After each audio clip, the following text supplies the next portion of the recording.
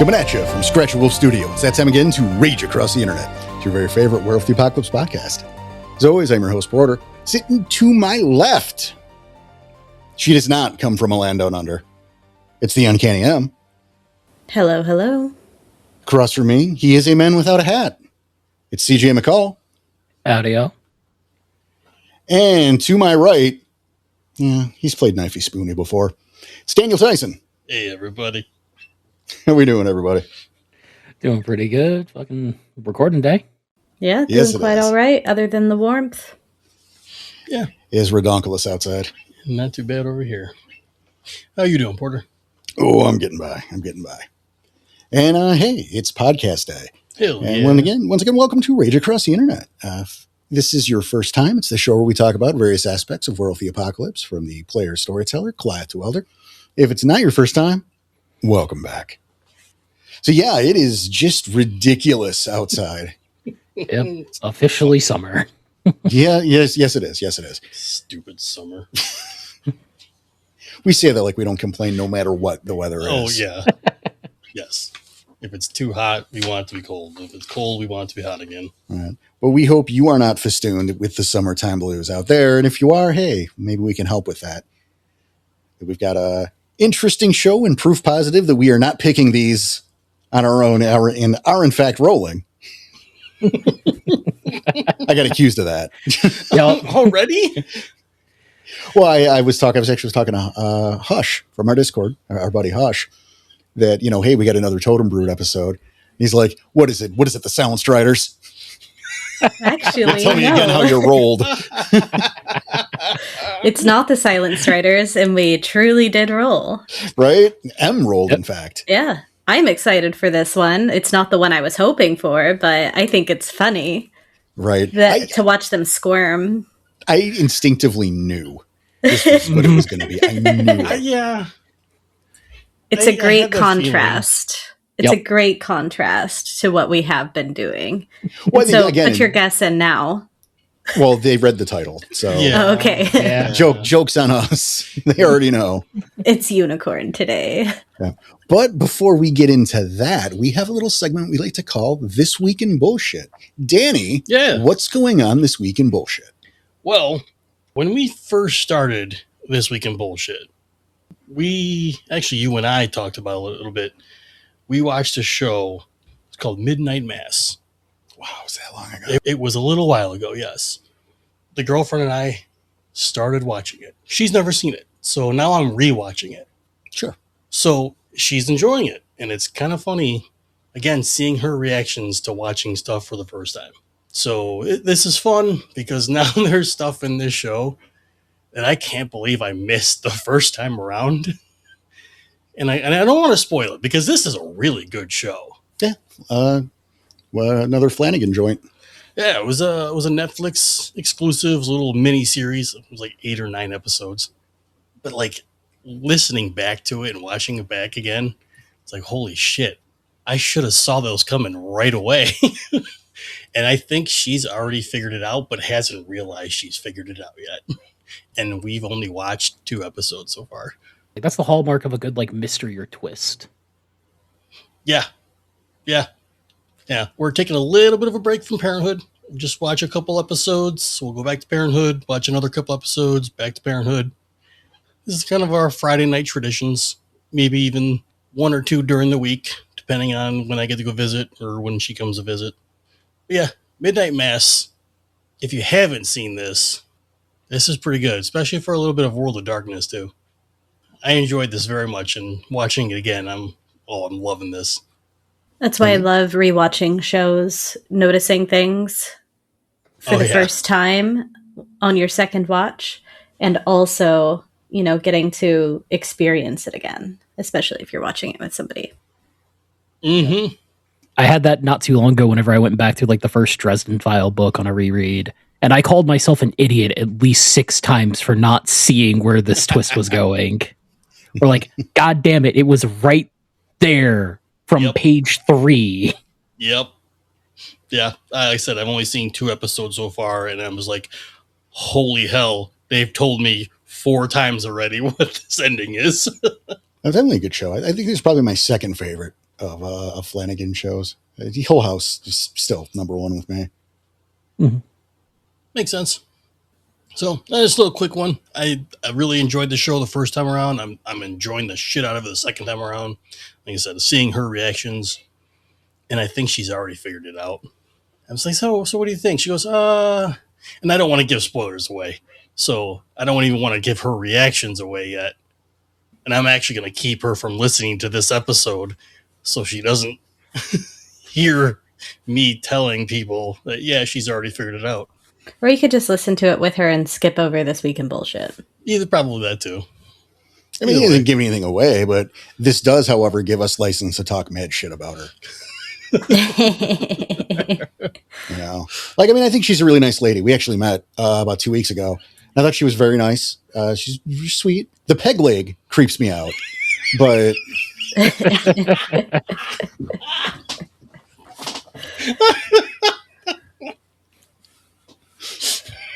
you know, Danny says it has its uses. So wow. I asked him very politely not to elaborate. But why not just get a normal prosthetic? Are you really using a chair leg still? Oh my God, guys.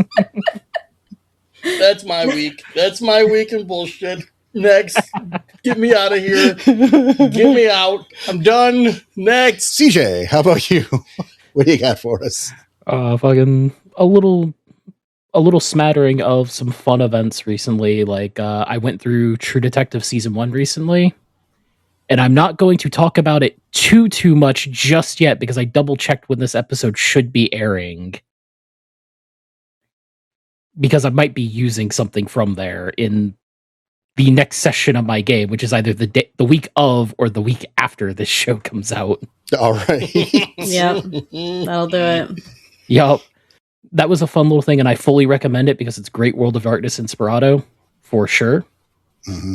But the other thing is a little bit of a BattleTech story of trying a part of the game that I haven't tried yet. Because one of the ways people commonly describe it is it's a sci-fi historical war game.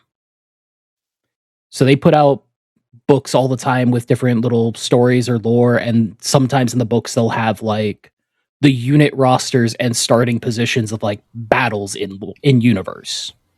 That's cool. So you get to read through how the battle played out in the story, but now also, hey, you have the setup for this now. Can you do it better? I actually really like that.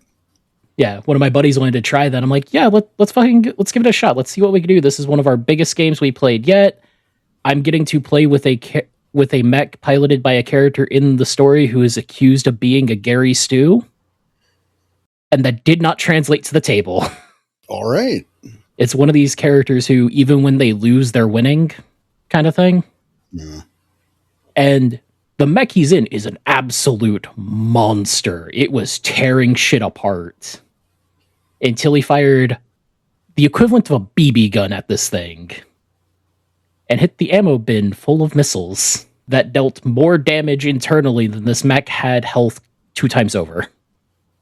Perfect. Yikes. Because once that one ammo of ammunition went off, we rolled and it touched off the other set of ammunition there. So you could see this guy from orbit. Which I guess was revenge, since one of my littlest mechs that I had on the field that was meant to just be a distraction took one of his mech's heads smooth off. It dealt just enough damage to go through the armor and the internal structure of the head in a single shot. Very nice. David and Goliath situation. Yeah, I love it. The fucking dice have a story to tell, and sometimes it's hilariously karmic like that. Beautiful. Yeah, that's been my week in bullshit for the most part. Excellent. Em, what you got for us?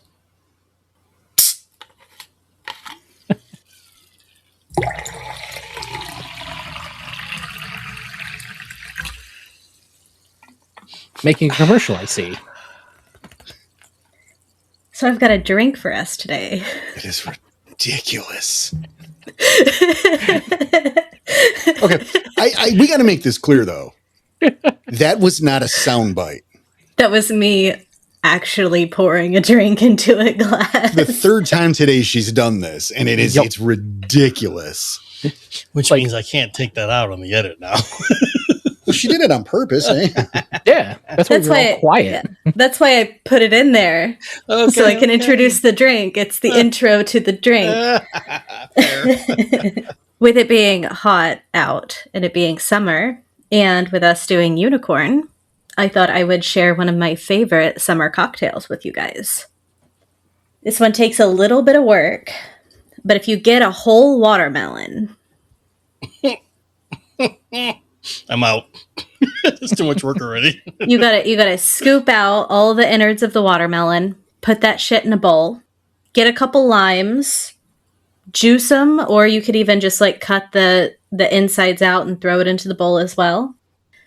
And then you get yourself an emulsifier, or if you don't have the emulsifier, which is like the hand blender, you can use just a normal blender and blend that all up together and add a little bit of vodka. It can be a flavored vodka, or it can be a normal vodka. And if you want to add even more, you can do like some like basil leaves or some like mint leaves on there. Delicious. Absolutely delicious. It's one of my favorite summer drinks. I serve it over ice. But I thought, a nice bright pink drink for the middle of summer kind of gives me unicorn vibes. A nice fruity drink. What are you saying, Well, unicorns are typically associated with bright colors.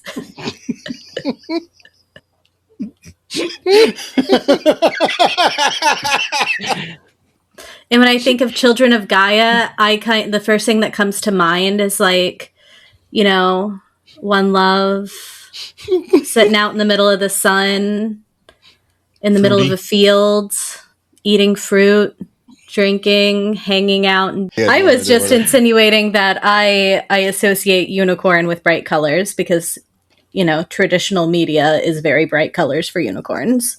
Yes. And also, it's summertime, and typically I associate the Children of Gaia with summer. I mean, both those are true things. I agree with her. Especially now with I guess we'll use the word stepchild of a 6-year-old who likes unicorns. Yeah, those things are like pink and blue and yellow, and they're rainbow everything. Yeah. So a nice bright pink drink. Right. Try it; it's delicious. You need that lime in there, though. Lime is very important. Much work. Yeah, I was gonna say it does sound like a lot of work. It's way too much work for me. That's not going to happen. Yeah. But you guys should do it. Maybe make me one too. Yeah, that would work.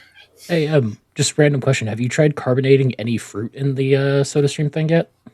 So I don't carbonate the fruit, but what I will do is I will add the puree to the carbonated water. Ah. Yeah. Because I've seen somebody who used grapes in one of those and make like little fucking grape soda bombs, essentially. Ooh. Interesting. Yeah, you just carbonate the straight grapes and either keep them refrigerated or freeze them. Yeah, our first SodaStream kind of broke, and we don't know why, so I hesitate to use our new one for anything other than water. That's fair. Yeah. Yeah. What do you got for us this week, Porter? We had backer night last night. That we did. As of recording. Yeah. I mean, we had a good time because, it's good company. Always. So that's the thing that makes it a good time. But the thing with how we do, and we started this over a year ago where we roll now, right? Is we nominate someone makes the roll. There are 10 movies. You roll a 10-sided die. It's essentially, we call it spinning the wheel, right? Yep. And whatever it lands on is your fault. Yep. And that was the thing, right? Is whatever it lands on, it's that person's fault. This way the blame gets passed around, and that becomes fun too. They're responsible for the outcome. Yep. But the thing about what we do, is we do the cheesy movies, we do the crappy movies, and, you can't turn the movie off. There are certain circumstances, extenuating circumstances. Right. But other than those rare occasions, you have to, whatever landed on, you're stuck with. Because as we say, it's not Russian roulette if there's not a bullet in the chamber. Those are the rules. Right. And last night we got shot a couple times. Yeah. I wasn't there. What happened? Oh, well, first of all, one of our rules is if it's a series, that movie is replaced by the sequel. Of course. Right. So a little over a year ago, interestingly enough, almost a full year ago, we rolled Jack and Jill, not to be confused with the Adam Sandler farce. This is a horror movie, Jack and Jill, and it was awful. Yeah. Okay.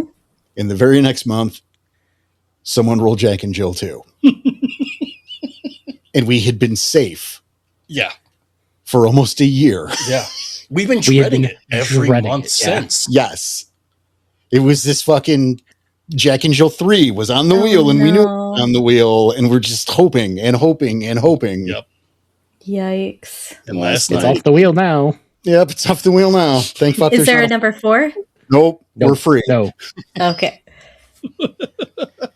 And the thing is because every month, I keep a log. I keep here's the wheel. Here are my alternates. So I automatically have something to replace it with. So in case someone rolls the same number twice in a row, it's a different movie. Yep. Mm-hmm. I have holiday variants. I have holiday wheels. I have a log of who has rolled what. So we know I have a list of Hall of Fame. It's all one 18-page fucking Word file. A Hall of Fame list too. It's awesome. Yeah. And what happens is every week, on movie night, Backer and I go and I check and I make sure everything that's on that list is still available. Because, things expire, they rotate movies and shit like that. And 5 of them changed. Yeah. Yep. Which would half the list. Yeah. So we got a new one and we rolled, and it was one of these things as we had the second roll and we were all very hopeful. And one of the new ones showed up and it was Bigfoot Goes to Hell. Yep. We were so excited. Yep. We were so excited. And it was amazing. Wow. And we talked about putting it in the Hall of Fame. And it was so funny. Yeah, it was so funny for 5 minutes. For 5 minutes. Sasquatch goes, shit. Yeah, and then it went straight to hell. You guys got that excited about it within 5 minutes? Yeah. Yeah, it was... It was Hall of Fame schlock for the first 5 minutes, and then the AI accusation started getting thrown. Oh. The whole thing was stock CG footage. Or video game footage, essentially. Yeah. I maintain this was written by AI. Oh, yeah. Yep. And Phil drove himself up a wall trying to find out who the director actually is. Right. Yeah. For the first 5 minutes or so, it was really funny. Because it was just, what the fuck is this? What is happening? Yeah. Look at how poorly this is an animated. alien in a wheelchair. Yeah. Yeah, the devil was an alien in a wheelchair. It's crazy. Why? Buh. But the problem was, and it was only an hour. Yeah. It felt like it took 3 weeks. Dang. It was, oh my God. Yeah, after that first 5 minutes, we were having a good time. And after that, we were all miserable. Well, because it starts because it's not different, right? It didn't change. It didn't take a turn. No. It was always an incomprehensible mess. But it was funny for 5 minutes. Yeah. Yeah. And then we realized this is the whole thing. Yeah, this is it. What are they doing? What are they doing? Right. Fucking right. It was rough.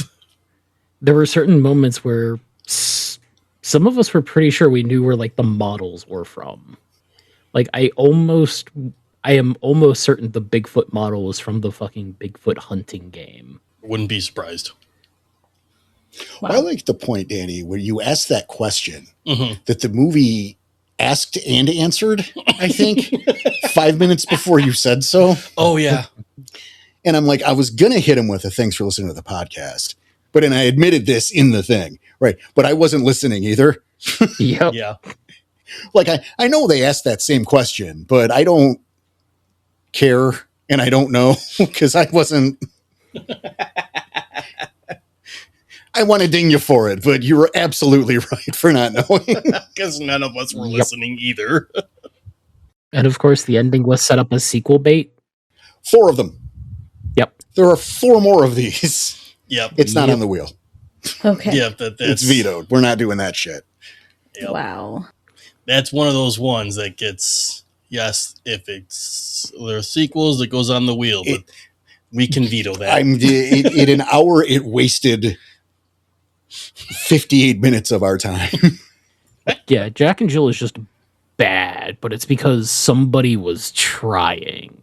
Yeah, that's the thing, right? Is Jack and Jill had actors. We'll put quotes around that word. There were people with cameras. There was a script written by humans. And somebody was trying their best. Right. There was lighting and cinematography, and it was awful, but it was lighting and cinematography. Yes. It was shot on locations. Humans did this one. Yeah. Fucking, I don't remember the name of the director. I think like again, quotes. PC-14 or something like that. Something like I was going to say something that sounded like a Star Wars character. Yeah. The fucking droid did it. Yeah.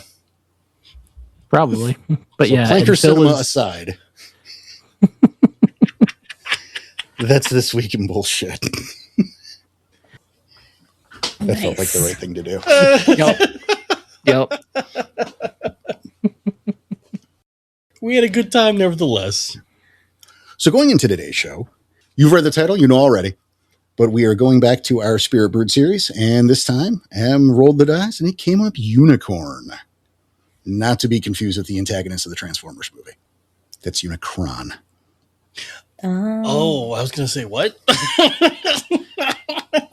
I understand M's confusion. Shame on you, Dan. I only watched the one and I didn't like it, and didn't watch any other of the other ones. Yeah, my confusion makes sense because I don't watch Transformers. I do not believe you didn't grow up with the Transformers movie. I mean, my brothers not watched. the Michael Bay. Not the Michael Bay.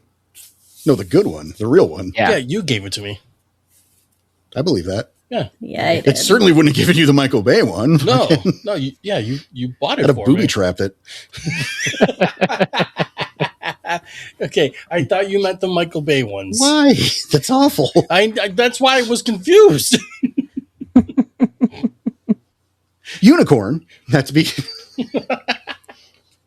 So as usual, what we do with these series, in case you've forgotten, in case it's your first one, is we go through Access Mundi to Unicorn Spirit Brood, or the totem in question, and we break those down in order to make them totems for your games, because you were going to elevate one of those spirits to totem status. Alternatively, we also go through the totems in that Spirit's Brood and break them down in terms of summoning and temperament. We do one way, do one the other one the other way. It's popular series. We enjoy it. Let's do the feud. And sometimes we do a little bit of both in both of them. So Also, these tend to run a little long. So, strap it. Right. So let's get started. We pop open Access Mundi. We look at Unicorn's Brood. Let's begin with Dove. And first. This is one of those totems that is very kind of self-explanatory if you know anything about doves or dove symbolism. What about for people who don't know anything about doves or dove symbolism? I think CJ started. So CJ, why don't you start us off with this one, smart guy? Fucking dove is, image appearance. It's just a simple, perfect white dove specimen. Best kind of dove you could find. Most whatever.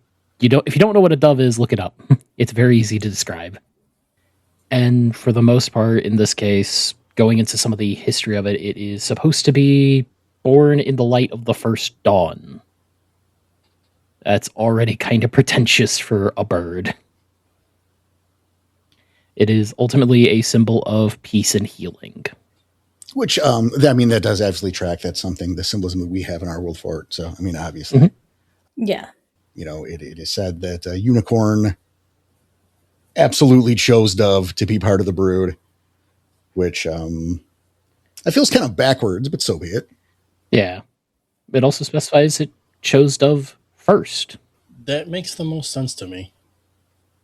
That unicorn chose Dove, or why is that? Well, I mean, Dove just being just the representation of peace, even without, werewolf in general, even without just a world of darkness, just this dove being a spiritual thing of peace. It just kind of rolls with it, I guess. Okay.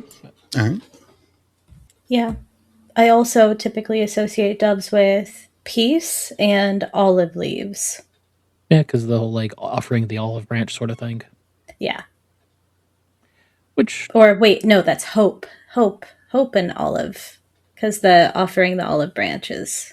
Mm-hmm. Yeah, that one's for hope. Yeah. Unlike a lot of the spirits we've covered in the Spirit Broods, this is probably the nicest spirit so far. Yeah. Which especially compared to Wendigo and Shadowlord totems.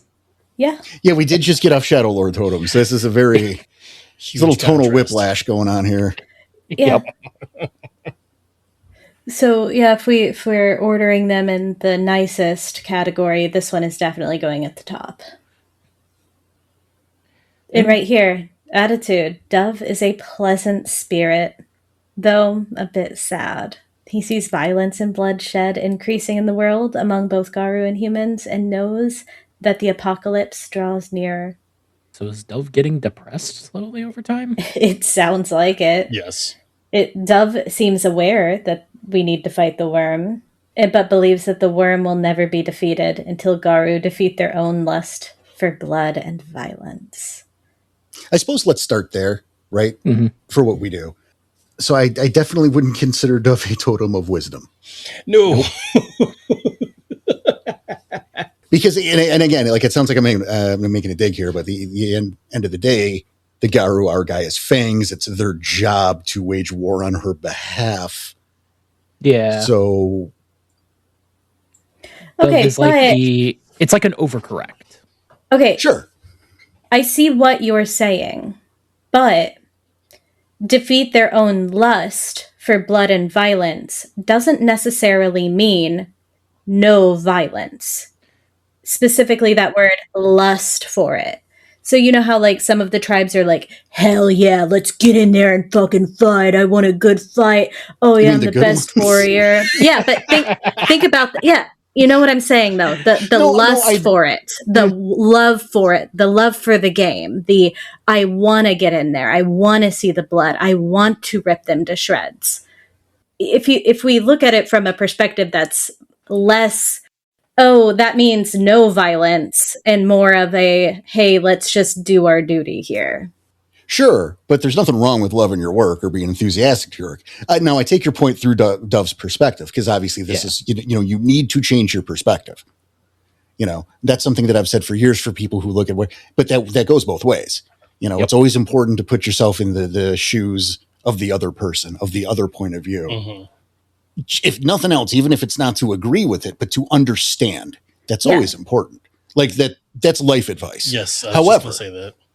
However, I do want to point out, like, where I get what you're saying, that's only half the story, though, because you look at Dove's taboos. Dove will not fight. He settles conflicts with negotiation and passive resistance. This is a spirit that is counterintuitive to the plight of the Garu, and I think it's a great spirit. It falls right at home with the more modern interpretation of unicorn. It's important to note. I wasn't sure if we were going to do this, but even a brief mention of BTA while doing my research for BTA, it's that unicorn was not always the fluffy cloud running, let's hug it out. Yeah, no. Sparkles and hugs. Dragons. Right. Unicorn was like a vicious murder thing once upon a time. And yeah, it did kill dragons. But the thing is, with modern interpretations, that has changed, and I think the totem has changed with it.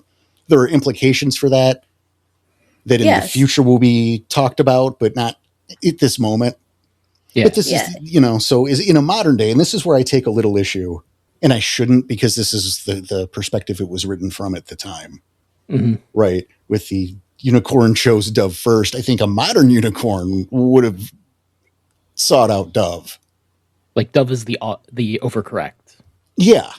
Okay, that's fair. Perhaps, hear me out. We will. It didn't have to start to where Dove was 0 violence. And perhaps through, as time has gone on and as the worm has grown stronger and as the bloodlust has gotten greater, this is his passive resistance to that by overcorrecting his packs. He's making his packs passively fight against the bloodlust. And I will say, this is where, like, doing a little bit more reading into Dove here, I have a potentially interesting way we could use Dove as a totem. Because, yeah, Dove, in its nature as is right now in this book, is very much counterintuitive to being a Garu. You're not really going... Yeah, you're not going to be giving a Fomoria therapy session. But this is where I could see Dove being the kind of totem that doesn't really have a ban. But what benefits it does give you are purely focused on the peaceful resolution. So it's the case of Dove won't hinder you, but here's the tools to do stuff Dove's way. Kind of the encouraging to try the peaceful method, but Dove ultimately understands you're a Garu. It's giving you the encouragement to be better versus the you have to do it this way, you cannot fight. Kind of like a mouse, or I think Crow doesn't have a like proper ban. Or it's like one of the little super minor bans. Well, I would say, I don't know if it's halfway here. I don't want to say, I'll meet you halfway. I don't know if that's true. I would say, I mean, there's just a bit of this. We haven't done these in a while, right? So there's a bit of this we've skipped over, but we're bear with us, folks. I think if making a pack totem out of this, like I look at the Chiminage, and for minor requests, Dove merely asks that the Garu try to control their rage or get his solutions other than violence. For greater requests, Dove may require that the Garu successfully mediate between fighting septs or refrain from engaging in ritual combat for a certain period of time. Dove prefers that Guru approach him in their breed forms with homage dressed in white. I found that annoying. I found that a little obnoxious too. But you're not wearing my favorite color. No. But what I could see there, right? Because I look at that to inform the ban many times. So I think, like the taboo says Dove will not fight, settles conflicts, negotiation, pass resistance, whatever possible. Dove is attitude. Dove is aware of the need to fight the worm. He believes that the worm will never be defeated until the Garu defeat their own bloodlust and violence, which has been brought up. So I feel like if the ban would be Dove will allow, like, is completely against violence, except when combating the worm. Yeah. But you may not use rage in combat. I totally see that. Yep. It's a rough fucking ban. Yeah. But I think it is in keeping with the spirit and temperament of the totem. I absolutely agree. Because using that rage is kind of like, I kind of imagine it as a Garu, kind of like a stress relieving. And that is good. People like to relieve their stress. So here, let's get rid of the rage. Let's take it out through violence. And so by preventing that, I feel like that definitely keeps in touch with the getting rid of the bloodlust.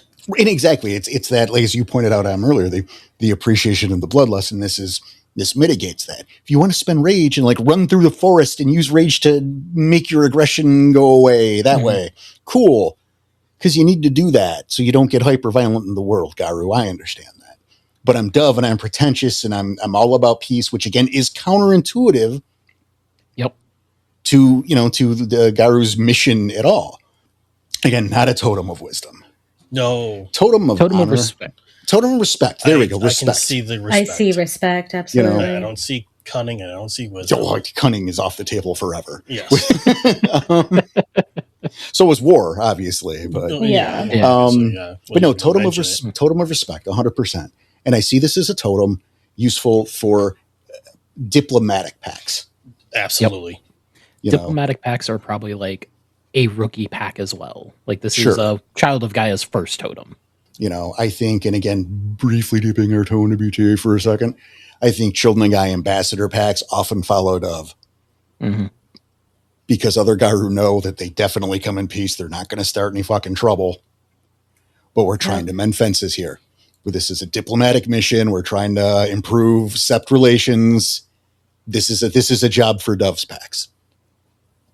I can see that, especially, we'll use air quotes here, all dressed in white. Yeah. Yeah, I hate that, but but I can see it. Yeah, that's super pretentious. Isn't it? But you know what? I think we take that and add that to the temperament of the totem. Mm-hmm. Okay. Yeah. I think Dove is a totem is adamant that its shit does not stink. Oh yeah. It smells like soap or chocolate. Because those are Dove. Yeah, no. It is. Yeah, Dove cannot do wrong. Right. Dove is super pretentious. Dove looks down on you at all times because Dove knows better, because Dove's way is right, because Dove said so. Dove is on his high horse and will not get off. Yes. I feel like that is Dove.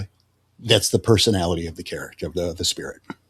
I do have another idea that came up thanks to the habitat section that could make for another version of Dove that could be an interesting one. Because also noting one of its charms is the healing charm. Mm-hmm.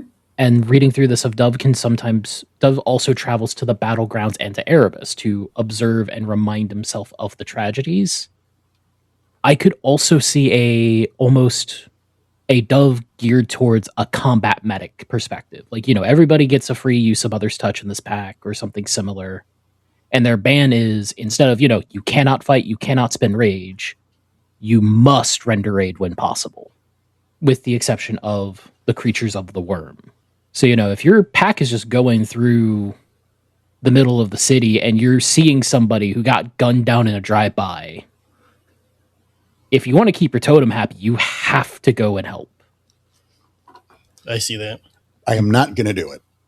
Mm-hmm. Okay. Let's call a spade here. I'm not going to do it. But if one were to look up different variants of Doves themselves, yeah, I think that would be a good idea for like the hawk-tailed dove or the three-eyed dove or whatever the fuck other type of doves exist. I don't know or care. Yeah. I'm not looking it up. Em's doing it right now. No, I wasn't. She shook her head. No. But no, I can see that for sure. One that more focused on healing and like a redemption type thing. Maybe one that is a little more sympathetic. Mm-hmm. And I want to see childlike. Okay. If for no other reason than the contrast between the main Dove. Yeah. Where you got the, I can't breathe poor people there, look how important I am, to this naive, childlike one. I just want to help. Yeah. I agree now in terms of making the totem, making it a totem, a use of Mother's Touch. Mm-hmm. Mm-hmm. But let's make it Grandmother's Touch. One Grandmother's Touch per story. Because Dove is, while pretentious, also wants to show off its stuff, Well, and healing also comes from within. Mm-hmm. Yes, so, and you should be able to heal yourself. Oh, I like that.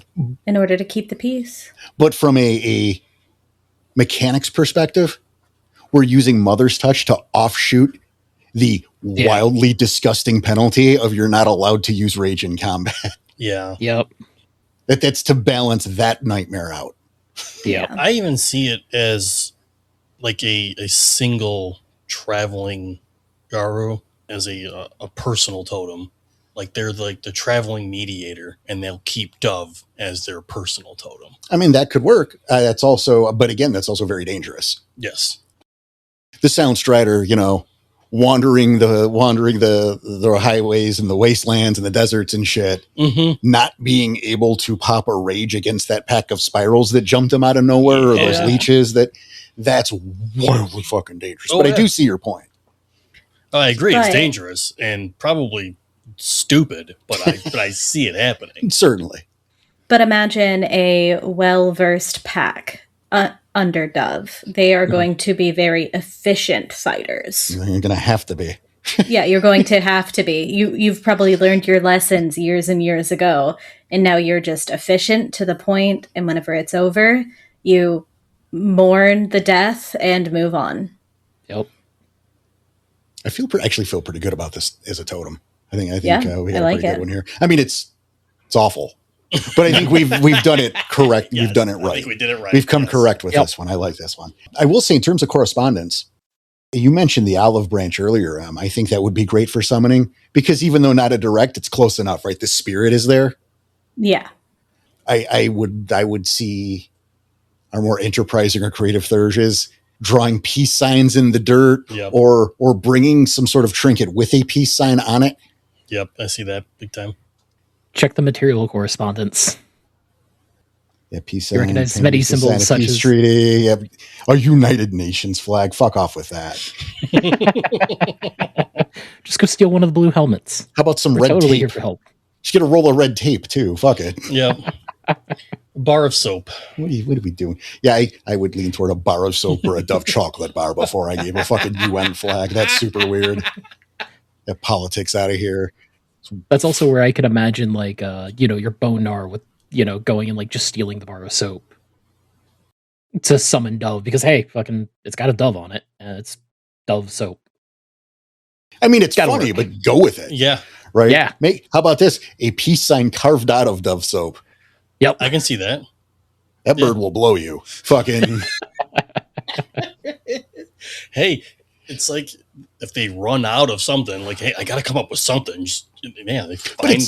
It's creative and it's thematic, and fucking you do it. But I'm happy with that one, right? I think we're doing good there. Agreed. Actually, I feel better about that than the last couple. I don't remember them super well, but I feel like we have a solid totem that if you were taking notes there, you could put that in your games. That's a fucking totem you could use. Absolutely. Yep. You make a pack that follows Dove as NPCs. You could do that. Make it pretentious as hell, but yeah. Usually, fucking rejuvenates my fucking belief in this series, right? This is what we're supposed to be doing here. I love it. Yep. Next is Black Unicorn, but we're going to push that one back for reasons that will be revealed in the future. Makes sense. Let's go with the Misshapen. Em, I'm going to give that one to you. How does that sound? Sounds great. Well, the Misshapen looms over even Krynos. The molted colors of its twisted, vaguely humanoid shape change with its background, providing excellent camouflage. So this could look like absolutely anything, but I imagine it also looks like absolutely nothing. That's weird as shit. That's fun. What does a Misshapen look like? Let's I think we need to know a little bit more about it. Well, it's suggested that the Misshapen, right, is the failed experiment of a trickster. Okay. Makes sense. Oh, you know what? What's up? Fucking just stick right in the uncanny valley. Yeah. I can see it. Like, this is something that looks human, but triggers that part of the lizard brain that's like, nah, this ain't right. Or it looks Garu, or it looks like it in a Krynos form, but it absolutely is not. Something's wrong with it. I think I would go a little farther. And I mean, I think at the end of the day here that the Misshapen can change its appearance. Right. Is necessary. We always want to keep that on Uncanny Valley idea with it. I'm thinking back to the Mandela catalog, the Analog Herald series, with the weird proportions and misshapen aspects to the humanoid forms. Like a slightly melted wax sculpture. Right. And I'm thinking long, gangly, extended limbs. I like the long, gangly limbs and like the misshapen, literally its name, features. But I would steer away from more humanoid figures because of where it generally tends to lie within like the atrocity realm, Pangea, or Wolfholm. I don't feel like that those are places for something that's humanoid or Homet in nature. Well, I would suggest, because we are looking at it not as a member of Unicorn's brood, but as a totem, right? Yeah. We're taking this and so I think maybe it either will reflect the same ideas here, right? The humanoid form, the misshapen, all that. But you take that framing and apply it to either whatever is the dominant thing of where it's being called. Mm. So like if you do it, if you call the misshapen in Wolfhome, it's a wolf. I mean, so are you, because you're in Wolfhome. Fucking read the rules, asshole. Yeah. But yeah, it's just a wrong wolf. Right. No symmetry whatsoever, just weird. Yeah, I think it reflects what's around it. And I think in terms of summoning as a pack totem, it might hold traits and features of like an amalgamation of the pack. Okay. Although I do like the idea that maybe it is in Krynos rather than Hamid. Ooh. Because that will be creepier. Very creepy, yes. But it's also like just reading some of like its history and everything of how it like remains hidden from the time that it was created and stuff like that. This is a spirit that I can almost see acting very timidly. Like, yeah, no, you get this weird misshapen massive Krynos that's just peeking out from behind a tree that it should not be able to hide behind. Like, you know, kind of like the Willy Wonka thing, whenever the big vehicle goes behind the pole and like doesn't start coming out for like a couple seconds after it should. Like kind of that effect where, you know, the 10-foot tall Krynos is hiding behind like a half-foot wide tree. You can see the head and claws and the hand on the ground. But nothing on the other side of it. Yeah. I'm more confused that you went with Willy Wonka and not Scooby-Doo or Bugs Bunny. But I'm with you. I remember because it's the big fucking vehicle thing. I'm just saying. Yeah. I'm on your side here. That was your first reference. I was Willy Wonka. Yeah.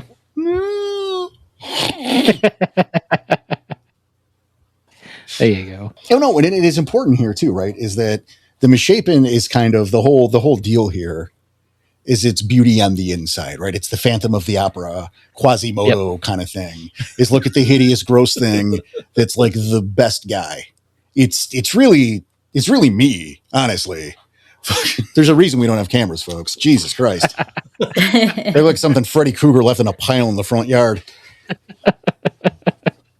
Hey, I think you're a handsome guy. So, yes. Dude, I was going to point it to you and I pointed it to me instead. Will you just... Well, thank you. I decided to dive on that hand grenade. But yes, they're very kind and caring. I will say I love its material correspondence because, items that are plain or ugly on the outside, but good on the inside, such as a kiwi. See, when I read that, the first thing I thought of was like a pomegranate. Like kiwi makes more sense, even. I mean, I could even see something like a durian or a pineapple because of all the spikes and everything on the I was thinking pineapple too, and then I thought, why are we talking about fruit all the time? What the fuck is this? And so I immediately tried to find other examples. Hedgehogs. There you go. All the spikiness, but really they're just like fucking little cats. I was going to say a Cadbury egg, but that's kind of the reverse. This beautiful milk chocolate egg full of cum. Oh my God.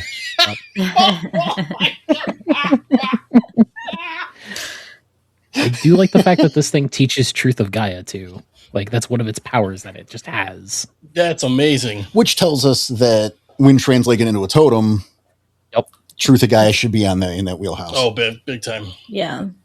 Mm-hmm. I think it would probably favor Philodox. Agreed. Right. I'm skimming here. I think for a material correspondence, I mean, items that are, look plain or ugly on the outside, blah, blah. But what about symbols of fairness or justice? Okay. Yeah, that could also work. It's also said here that the misshapen is, it's kind and it's caring, but it's a lonely spirit. Mm-hmm. Those who are kind of him despite his appearance will earn his gratitude and friendship. Those wary of those who befriend him. The misshapen feels protective of Metis. So there's something too. Yep. Let's add donkey iconography maybe to that as well. Then, I hate this on two levels. Mm-hmm. But as I'm looking at this, there's something that's hit me pretty hard in terms of portraying the character. Yeah. And the hatred comes with, I don't know that I like this in the first place, and I don't like that I know this. Right. Eeyore. Yeah. I picture the very Eeyore. sad and self-pitying. That in that cadence, in that voice, and this is the part, because I don't like that I know this. Gotcha. I know what you're saying. Right. What do you mean? Winnie the Pooh is a classic. Are you supposed to forget Winnie the Pooh? Yes. Yeah. No. He was one but of it's my a little too favorites. on the nose. No, I don't even think that it's. I think it's fine. I don't think it's too on the nose. Yeah. I mean, we can disagree there. I just is a man without children of a single age. I don't like that I remembered this much about the poop bear. All right.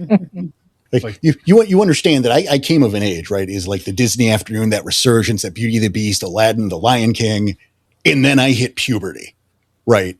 So all of that was persona non grata forever. It's just weird timing. Yes. So it's like, no, it's not okay to like Disney anymore. Yep. So it's still stuck. I don't like that I know this, but Anyway. I will say I did just read a line in here that makes me view the Misshapen as a lot more dangerous than I originally did. Yeah, a Garu who seeks to trick the Misshapen will quickly learn that not only will she not receive aid, she'll be rapidly deposited in whichever place the Misshapen feels would be most appropriate to teach her a lesson. That's honestly so vicious. Yes, but at the same time, why would you try and trick a spirit? Some people are assholes and trick spirits. There's all manner of reasons and occasions. No, and I get that. It's this is not the one you'd want to trick. The question is whether or not you know this before you do the trick. You see it's kind, you see that it's caring, you see that it's like ugly and a little bit wounded, and so you think you can get a little leg up on it. You trick it, trying to get the better end of the deal or what have you, and then it says, yeah, no, I'm not falling for this. Just grab Atrocity Realm. Yep. Well, see, and this is the thing here is I think let's move in to this more when we again bring into the personality, right? Mm-hmm. I think you get this Eeyore thing. This woe is me, and I'm depressed and sad, and you like me, you really like me. And then this is a compassionate and caring spirit. This is one that is your friend and wants to help. But when deceived, when tricked, when angered, when used, hulks out. Yep. It will cut you. Yes. This is that gentle giant. But the giant part is there too still, though.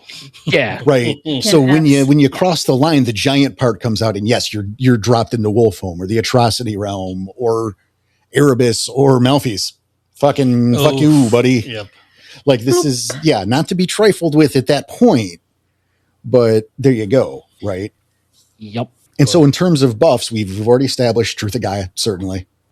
I think an additional empathy for the pack. Yeah. Mm-hmm. Some kind of ban having to do with helping. I think, something. They have to stand up for, I'm trying to look for the right word here. Cause like originally at first it's Metis, certainly, but I want to add to that. I don't really want to say the downtrodden though. Yeah. I don't really, the word that comes to mind is the uggos. Yeah. But that's not standing up for the outcasts in society. Maybe because I want to draw a very clear line here, because you could take outcast to go, now you have to spend the day giving dollars to the homeless because they're outcasts and downtrodden. No. They're not homeless. You want the guy whose face got fucked off. Carter gets pity because Carter is hideous now. Carter didn't get pity 2 stories ago because he was just dirty. Yeah. Right. I'm just picking on Carter. I'm sorry. I get it. I'm sorry, my own NPC that's not a real dude. Can we word this in a way that is outcasts among the Garu? I don't know. I mean, I'm posing that. Like, how do we... The misshapen. The malformed and misshapen, perhaps. Because I don't need it to just be Garu, but I wanted to make it's not that you're down on your luck. It's that you fall into this Quasimodo... You're missing an eye. In the main. You're missing an arm. Right. Someone who doesn't, who looks bad physically, who's ugly on the outside. I'm using the quotes. You're Lieutenant Dan's. Undeserved. even. Down on luck undeservingly. But how do you know that? Right. Yeah. That's an untenable from a playing standpoint. Like, it's on point thematically, but you can't do that from a mechanics standpoint. No, I get what you're saying. So maybe we just say misshapen and misformed. Yeah, I think, does that work? Malformed and misshapen? Yeah. All right. Absolutely. Because I want to make that difference. The misshapen does not give a fuck if you have a heroin problem and you live on the street. Yeah. That's your problem. Anything. Right. Yeah. No, but if you got your legs blown off in war and you're on the street, yes, now he cares. Yes. Or, but he doesn't care because you were a war hero. He cares because people are looking down on you because you don't have your legs. Right. Yes. Yeah. You can't work or live in society because you've got the downs. The misshapen's all about helping you. Right. Mm-hmm. And like, I don't even want to necessarily make that about the quote disabled, because the metis are not disabled. Exactly. Right. It could be a metis that is born with no hair. Or just metis in general, I'd say. Or metis in general. But I mean, that's why I wanted to make that very real distinction in language. Mm-hmm. Yeah. I can even see part of the band not allowed to trick someone else. I wouldn't go that. Just because this thing will be pissed off if you trick it. That's what I mean. Doesn't like being tricked. But to be able to trick it, you have to get close to it, and to be close to it, you got to be nice to it. And I mean, that's about betrayal at that point, right? Yeah. Yeah, chiminage, misshapen, fairly. Something like its ban is you have to be honest, or you cannot tell a lie, sort of thing, because it teaches that empathy, the truth of Gaia, and everything, and it is about the ugly truth, but how that's not always bad. Well, I think stand up for the truth in defense of the misshapen and malformed. Yeah. Teaches truth of Gaia, and then a point of empathy, and maybe an easier time crossing the gauntlet since it has the ability just to pull you wherever it wants. Law. Okay. A point of empathy and law. I can see that. Yeah. It's a fair compromise. I feel like we got that. Because it comes to the defense of those who are being unfairly judged. Absolutely. Exactly.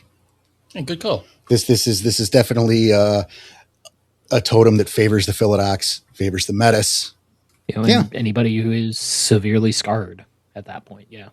All right, shall we? Yeah. Well, then I will move on and take Narwhal. The sea unicorn. I mean, yep. The narwhal resembles a whale with a long tooth jutting straight out of it through its lip. Tooth? Yeah. Yep. Pale tooth spirals appearing as a unicorn's horn. It is a tooth. Apparently. Yeah. Wow. Yeah, it's weird. It is, right? I didn't know it was a tooth. No, I didn't either. So fucking we learned some shit. Here we are, werewolves, teaching us life lessons. I mean, yeah. They should listen to the podcast. Right. All right. Well, Narwhal is obviously child of the water. Mm-hmm. Yeah, it's the unicorn of the water. To the point, it may only appear in the sea. He's the spirit of water and must stay in his element, which is just the worst. Mm-hmm. Yeah. This is a problem we're going to have to work around. Yeah. Unicorn, modern unicorn, you have chosen your brood weirdly. I get why you let him in, because he's got the cosplay going on. But, and you wanted to steal him from the sharks. I don't know. The sharks wanted him. Yeah. I'd have taken him though. If I were shark, right? If I were big shark, I want the water healer. The water healer. Gift lore says Narwhal teaches gifts of healing, the sea, cold, and survival. What the fuck is a gift of the sea? Good question. And like the Little Mermaid soundtrack. I mean, what is this? Gonna get a Jamaican crab out here to fucking galliard at us? What's happening? We're making jokes, but they sometimes inhabits the cold seas of the Umbra, will sometimes materialize in northern waters, especially if the area is affected by an oil spill or otherwise badly polluted. That might be the key to something there. There was the time in history where people sold narwhal horns as unicorn horns because they were supposed to detect poisons and toxins, if not cleanse them. Yes, which is something that was latched onto another thing that we're not kind of talking about, I guess. I don't know what. Yeah. We look through, right, the charms, and it's interesting, right? We've got Arid Sense, Cleanse the Blight, Flood, Freeze, Frozen Breath, Healing, Ice Shards, Materialize. Translating those, right? I mean, this is one of the tougher ones. We've got to look for context clues to the other sections.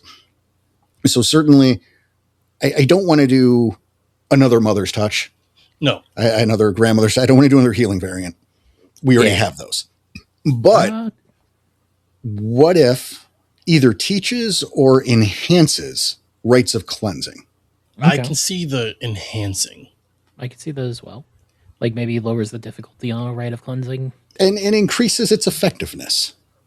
It's not a thing we talk about a lot because of the nature of worm taint, right? But increases the effectiveness, I think it would be important, interesting, something of use. It is also noted that Narwhal is a bit more savage than most of the brood. Maybe it gives Fangs of the North? You want to refresh my memory on that, sir? Or the audience's memory as well, because not just me. I already knew. It is, if I remember correctly, either Get or Wendigo. It might be both. If so, it shows up in Get first. But it's the one that gives it so your fangs and claws, or no, it's specifically your fangs deal extra damage. They turn like a almost shining blue ice, like the fog of cold runs off them, and any injuries dealt with them take longer to heal as they've almost turned necrotic due to frostbite. What level's that? Do you remember? Level 1. Perfect. I like that from a game mechanic. It's a little bit of a problem canonically, right? Mm-hmm. Corn, let's see. He will be helpful for any child of Gaia and others who have taken unicorn as a totem. However, he is not as accepting as unicorn, and that he does not recognize those who do not understand that they are all unicorn's children. We have wiggle room on this because we are making this a totem. Right. Mm-hmm. Right. So the narwhal in question is seeing, you could argue that it's seeing beyond that nonsense as it is gaining in power and is a bit more knowledgeable. I was going to say pragmatic, but that's fair too. And if we're looking at its other charms as well, freeze, frozen breath, ice shards. No, it's there. It right? has. I agree. It's completely on point, and I love it. I kind of like the idea because it also has cleanse the blight. Like this is the kind of spirit. It's like, I'm going to help you cleanse this place. I'm going to help you get everything under control. First, you have to take these fuckers out. Here's the help for that. And see, here we go with the chiminage too to back this up. Well, anyone requesting favor from Narwhal should first do some research on the physical world, no longer well known. The Narwhal is greatly pleased when Garu knows something of his children. Mm-hmm. So, I mean, I make that argument that it is a pack totem. Narwhal cares more about you digging the fact that it's, that it's here, something about Narwhal. That's more important to him now than Unicorn, because this is not the Narwhal that is Unicorn's toady. This is the Narwhal that is a greater Jagling who is now busting out on his own, much like Coho Jack, to be its own thing, its own totem. We're going to reach the big time, baby. Yep. You got a Narwhal thing, keychain thingy, then I'm down with you, even if maybe you're not super down with Unicorn. That's okay. Yeah. You're my kids. You're not his kids. I'm okay with that. So I can see it. I also he prefers to be summoned in the cold northern seas. And now this is a problem, right? When we have a spirit that is supposed to just be waterbound, how do we handle this, right? At that point, it would be like the case of when you're summoning it, you need a large body of water or a larger, like not necessarily a lake, but you could probably a small pond, or if you can dig out a big enough space to fill with water. Big enough for it to like stick its head out of. Yeah, I don't see you just filling up a bathtub and being able to do it. See, I kind of do, but I think it's got to be cold water. Yeah, that was my next thing. Got to be cold. It has to be cold water. Because I think at that point it doesn't materialize popping up like in its best suit like Coho. Mm-hmm. But its reflection through the water will communicate. Okay. Oh, I see that. Salt water as well. Now, salt water or saltwater ore. I think ore. Yeah. It's either got to be really cold or it's got to be salt. Or ice cold water. And I think we play fast and loose with that too for the discerning and creative Thurge. I just had a seed in mind with this that I think you might dig. The Bonar talking to Narwhal underneath the ice rink in the mall. Love it. I was going to go with, again, the discerning quick on the fly Thurge, taking that coffee mug full of ice water and sprinkling some table salt in there. Yep. Okay. And then you see the little image of Narwhal, and maybe a bubble pops up from the mug, and it pops, and when it pops, you hear his voice boom through the fucking apartment or whatever. That's just Narwhal does not long suffer arrogance. Garu, who are too wrapped up in their own self-importance, will not easily receive Homer's cooperation or his tolerance. Okay. I'll first be summoned. If a Garu summons a Narwhal Jagling to any other place, she should first have a good explanation ready. So she should also be prepared for the possibility of Narwhal using his freeze power to cool the temperatures to one more of his liking. I feel like this totem has like a grandfatherly thing going on. Mm-hmm. But like not the kindly old grandpa. Oh no. The one's going to smack you. It's one's going to go upside your head if you get a little smart mouthy. Yeah, the one that's like, if you're doing something wrong, he's going to sit there and make you do it right. Yeah. That kind of grandpa. You really think that's your best work? Like, I could imagine, like, you're building the little shrine to your totem. It's not quite to his liking, or it's not as good as he knows you can make it, and just taking the tusk and just smashing it. Start over. Is this a war totem? I could see it. Oh. Like, I could see it being a war it's got totem. the restraint of unicorn normally, of like, yeah, you're not supposed to just go charging into headlong into everything. But when there's a fight that needs to happen, a fight needs to happen. And seems to not be afraid of going upside your head. Yep. I think he demands one to be humble, one to think before acting, but is not opposed to action. Yep. Yeah, like it will materialize where there's oil spills or other badly polluted things, so it has something to stand for. It wants to go up and fight whenever there is something to do that. I can see this being the kind of spirit. It's like, yeah, you can't turn away from a problem like that. If this is an area you could cleanse, you gotta cleanse it. I completely agree. I think there's a better way to phrase that, just for purposes of, quote, writing it in the book. But 100% agree that if finding a place that can be cleansed feasibly, you must cleanse it. Not like, oh, it's LA. We got to fix LA. No, it's not feasible, right? But we can clean this park, maybe. Yeah. If an area is within your power to cleanse, you must I'm good cleanse with that. it. Yeah. Gives Fangs of the North. Increase the potency of the rite of cleansing. Yep. And if something's within your power, you must cleanse it. I think teaches and enhances a rite of cleansing. Yeah. Like, you just know how to do that shit. Okay. And because that also helps with, you need to have the right to be able to help with the rites. Exactly. I like that. So, if you got a pack of 5 Garu here, well, hey, you've got 5 people to help with a rite of cleansing. That's a big rite of cleansing. All the more reason. Yep. I might even say gives a point in rites, or rituals rather, if you don't have one. Yeah. If you already got points in it, nothing. But if you don't have any, because I've given you this right, I'm giving you something to roll to do this right. Yeah. Good with that. Yeah. Cool. Danny, you're up. The Heart Guides. Unicorn Aname of the Children of Gaia Homeland. The Unicorn Aname are all different, reflecting their Garu. As indicator of the spiritual condition of their Garu, their appearance will change with each of the Garu. For instance, a strong and proud Black Fury may have noble, gleaming black and silver unicorn, while reclusive Silent Strider may have a solitary Aname who likes to stand on a cliff under the bright night sky of the homeland. That's quite weird. So it's a unicorn that reflects the individual that it's interacting with.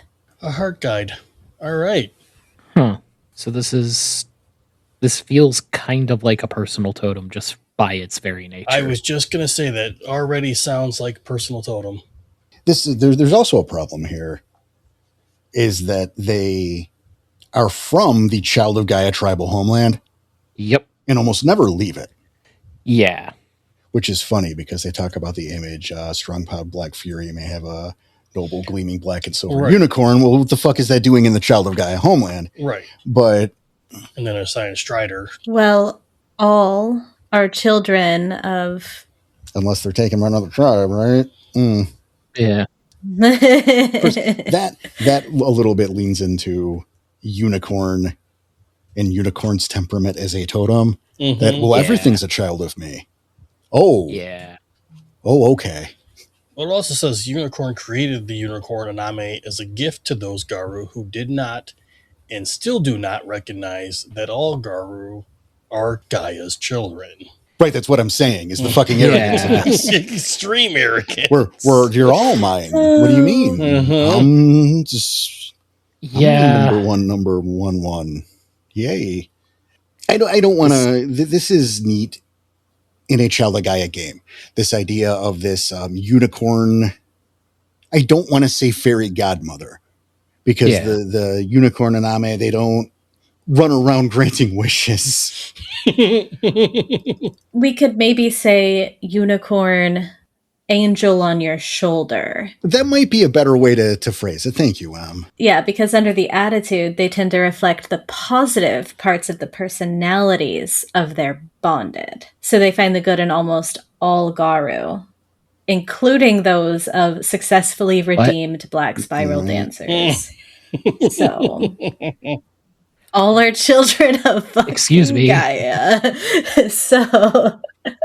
I mean, well, successfully redeemed. Like, I feel like this isn't going to take very long because of the nature of this spirit, of its origin from the Child of Gaia homeland, of its thing that it rarely leaves it. And it doesn't really do a whole lot. It's also a reflection of an individual, which sort of makes it useless as a pack totem. Right, because even the material correspondence is just something belonging to the bonded Garu. I could see this as an individual totem, as somebody had said earlier. Yeah. Yeah, perhaps a redeemed Black Spiral, or that Black Fury that is kind of like strayed away from, or like lost her entire pack. Maybe this is the totem that comes for her to lead her to her next pack temporarily, to help uplift that individual with the positive parts of themselves until they can settle themselves in a new... But like, again, this totally area. feels like that angel on that shoulder. Yeah, kind of like the positive guide in like a times of trouble, when that individual is alone. I also see it being ridiculously weak, especially, the habitat living almost exclusively in Child of Gaia homeland. So if it leaves that homeland, I see it being just a stiff breeze. We'll fuck this thing off. Yeah. And if we're looking at the charms as well, Erit Sense, Forest Sense, Healing, Materialize, Open Moon Bridge, Reform, like tracking. This is a spirit that I could imagine, if you have a like elder Child of Gaia, he might have one of these bound to it if it's not like his actual totem. Kind of like a fucking advisor role for him almost. See, advisor, spiritual ally, okay. Yeah. Totem, I don't see it, even on a personal level. I don't see the use. I don't see it. And I frankly, I just want to move on from it because we have a lot more ground to cover, frankly. And there's not much to do with this. There's not enough meat here to continue with this, frankly. I agree. Yeah. It's unfortunate, but hey, whatever. There's nothing there. Yeah. Personal totem, maybe if somebody's like in dire straits of becoming Ronin. But right. Like I still see spiritual spirit palsy. And even then, I don't believe it outside of the Children of Gaia because of the nature of their origin. Right. Yeah. Agreed. You know who goes to the Child of Gaia homeland a lot? Not Red Talons. Right. Anybody else? No, not the Get. Unless they need some lunch money. Heyo. Speaking of Dove, what we have next is the Maihar, I think. The Olive Tree Glade Children. Which we can stick with that. Yep. Yeah. Yeah, that's why I see it as Mirhe. I don't know. Mirhe works, but no whatever. Sake of ease. Whatever we want. Yeah, and in this case, it's the, many of these have already been captured by the pattern web and woven into it. While there are still some around, the Glade Children can still be found in the wild if you can find them. They look like other Glade Children, which is where I'm curious if they show up anywhere else. pale luminous figures curled within the trees. Like, this is where I don't know if the Glade children will show up anywhere else in the Spirit Brood, so it feels a little weird that they're being called out specifically as the olive tree ones here. But I think because of Olive Branch, it's really, right? That's what they're doing. Yeah. Yeah. So it's the case of, like, a lot of them have been moved into the pattern webs due to the fact that olive trees now are very carefully cultivated and their fruits are sold. Humans have kind of taken control of those things. You don't find many olive trees out in the wild anymore or just wildly grown. So this is going to be a fairly uncommon pack totem, I'd imagine. Especially with their taboo of they never leave their tree. But this one being if we're turning it into a totem for a pack, it could leave its tree. Well, it would have to, but it would have to be I hate this. Another one to hate, yeah. Well, I wouldn't say another one to hate, but another one that is difficult to make. Well, I mean, and that's why I hate it, right? Because you can't. What the fuck do you do with this? Like, I mean, even as a member of Unicorn's Brood, I think this is a very odd and just bad decision. I agree. Yeah, it's somebody saw olive tree and was like, yeah, let's make that a spirit because olive branch. Right. Olive branch, dove, peace, but children Gaia. Dove you can work with, right? Yeah. You can work with, peace symbolism. You can find ways around that. But specifically olive tree glade children. Yeah. Right. Is so hard to work with. Yeah, a little too specific at that point. Yes. There is no wiggle room on this. And I mean, this is a show. This is a series where we make wiggle room. Mm-hmm. All right, I've got a wiggle room. All right. Correct me if I'm wrong, but the children of Gaia originally come from the Mediterranean area. I don't Is think that right? So. I know that's the Black Furies. I don't remember the origin of their kinfolk. Yeah. I know they think they are the descendants of the original wolf, so everyone's a child of Gaia. That's why they're called the child of Gaia, because you're all child of Gaia, even if you're not a child of Gaia. Well, I was going to say everyone. Yeah. It spreads eventually. So they eventually spread to Greece, it said, in their early history. So that's under the early history, they eventually spread to Greece, which... There are olive trees there. No, certainly. Like that's one of the foods, but right? It's such a stretch. So, yeah. It's a very big stretch here. We're looking for the wiggle room. Yeah. I'm getting to the wiggle room. So, of a sept that is there in that area with many olive trees around, perhaps that is one of the protecting totems of this individual particular sept, or maybe just a totem that is around this sept in particular. So when a pack comes of age in this sept, they get these olive tree glade children as their sept totem by chance, and they are able to summon them with a branch from that tree. So this is my idea for the wiggle room for this being a pack totem for a very specific. I mean, I could also see it of like if you're going on your totem quest and your ST is deciding you're getting a glade child like this as your spirit. You go through the totem quest, you're not quite sure who your totem is, but whenever you wake up from the vision quest, there is a seed in your hand. Oh, so that also works. Fully seal the deal, you got to go plant that thing, probably use the rite of growth to help it out grow faster, and it will like grow overnight, and boom, there's your totem that you can go and talk to. And maybe, you keep a branch of that to connect and speak with the spirit no matter where you are. Now I'm into that concept. Mm-hmm. I even like your stance is like a cairn totem, a defensive spirit. I like that too. But it is so local. Yeah. And so specific. Yeah, it's hard to I think anywhere. That is absolutely something that can be done and should be done, frankly. In fact, that concept we should branch that out to cover other local specific kind of septs and things like that. I think that's fucking rad as shit. I do not see it as a pack totem. Yeah, it's I even like the branch of it to communicate with that spirit as a spirit ally. Absolutely, I'm down with that. I think that's a really good idea. But as a totem, I could also see this being part of maybe like a challenge for a Thurge to cultivate a glade child. I agree with that as well. Yeah, I mean, there are uses for the spirit. I'm not naysaying the spirit in general, and I'm not naysaying these ideas because these are good fucking ideas.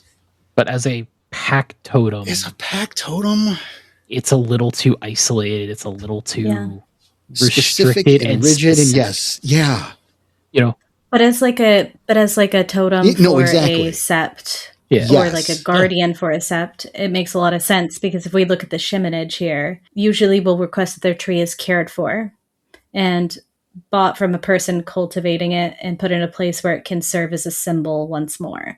So like it being in a sept, it is going to be in a place that is not touched very heavily by the weaver or the worm. It's in a place that is more connected to Gaia and in a place that it can serve as reverence and peace. If you're running a game in the US, look up like the state or the city tree or whatever if it's got one. That's a good idea or state flower even. Yep. Yeah. Those exist. Yep. No, that's a good idea. Again, so we're making use of the thing, just not the way we intended to when we started this series. Yeah. Like I could see this being a sept totem. The start of a sept. For sure. Just it's so specific. We can't, it's very difficult to go anything more than that. I mean, at least with like Narwhal, we figured out ways that it could show up. Yeah, we're trying here. Fucking, we can't hit them all out of the park. We're trying. Yeah. Sometimes you need a sack fly. I get it. All right, this is my joke, but hear me out. Olive bonsai tree. Just keep it in the backpack. Perfect. So will you just have an extra small glade child then? Maybe you carry around olive oil and just dump it on a plant nearby. At all times. Don't entertain that. All right, so next up we have Starlight. And that is, of course, Starlight. A mass of swirling stars, shifting, coalescing, and breaking apart. Starlight will frequently use an image of a translucent, starry woman when speaking with Homids, and a similar image of a wolf when dealing with lupus. So this is another one of those more abstract spirits, I think, that can also take on shapes of and I like the wolf better just all the time. I agree. Because we don't get enough of that, and we need more of it. I see like the constellation of stars, and that's what's talking to you. It's like like the stars moving in the sky like a big mouth. A little bit, yeah. That's ridiculous. I love it. A little starry Mufasa. Perfect. It's better than clouds. I don't know. Suddenly I'm hearing Chantilly lace in my head. Mm-hmm. So like the Starlight forms to this wolf Mufasa thing and goes, "Hello, baby." Yeah, it does. It could also just be a mass of stars in front of you in the shape of, or in somewhat the shape of a wolf. Actually, I kind of like this, right? Mm-hmm. Starlight is a spirit of hope, questing knowledge and discovery. I like this. 2 out of that 3 sound like it's in the wrong tribe, though. But not necessarily. I mean, it's not contradictory. No, I'm talking about the Stargazer thing. Fine, but... Yeah. It's true. But yeah, no, this is like from what I'm seeing here, what I'm reading, this is less about the actively healing or of the recovering. Yes. Yeah, this is the first one that didn't have anything to do with healing. We're not so much focused on the healing. I'm seeing a lot about exploration and adventure and just like going out and discovering. Yes, Starlight is a spirit of hope and discovery. And I like this a lot. This is something I would like to see more in that tribe. There's this spirit of wonder and there's excitement there. And I love that. Mm-hmm. And hope. I mean, let's not forget what a major theme hope is, and oft forgotten and neglected. Oh, in all of Werewolf. Yes. Exactly. It's the game of savage horror. Yes. There's the family aspects. There's obviously the darker tones. There's the war, but it is, why are they fighting? Yeah. It's the hope to prevent this shit one more day, to give us one more day, one final chance to keep fucking pushing. You can't rage against the dying of the light without there being light. Exactly. And instead of like that journey into the unknown and like the dread of what's there, instead of it's the journey into the unknown and the hope the excitement of what we come. can find, what can be discovered as well. This is great. I'm fucking into it. I could almost picture, because it's mentioning how this totem or how this spirit appears up in the night sky as this mass of stars. But as a pack totem, I can almost see this thing coming down from the sky, landing as like this cloud of stars in the shape of a lupus, to occasionally play with the pack and lead them on a journey. Like get them going in the direction it wants. Oh, shit. I can see it. Okay. Oh, that's cool. Check this out. The Dream Chasers are sleeping. They're at Camp Anawana. Mm-hmm. They're sleeping around the fire tonight. It's a beautiful night, nice cool air. They don't want to go inside where it's all stuffy and shitty. And Carly is just jostled awake. Just something in the wind that just kind of nudges her up. And she gets up and she sees this Garu, this lupus made of starlight, like a pup, just fucking prancing, hopping over her. Mm-hmm. Like the excited puppy. Yes. And then over to Night Fang and Ricochet, kind of waking them up. And it does the circle and looks at Carly, play, and starts running, right? And gets the three of them to chase after and just running. And you hear this, and I'm actually hearing the voice of the penguin from Fight Club. That child life wonder kind of slide, but play. And it's just running, right? And taking you on an adventure through the Umbra. You're running through a realm and you end up in, another, not maybe in your realm, but somewhere else in the Umbra. You're no longer in the penumbra of Anawana. Yeah. And like it jumps into the air. It explodes into starlight in the sky because it has led you to the start of the adventure it wanted you on. Okay. Oh. Okay. Yep. I like it. That's the feeling. That's the feeling in general. Mm-hmm.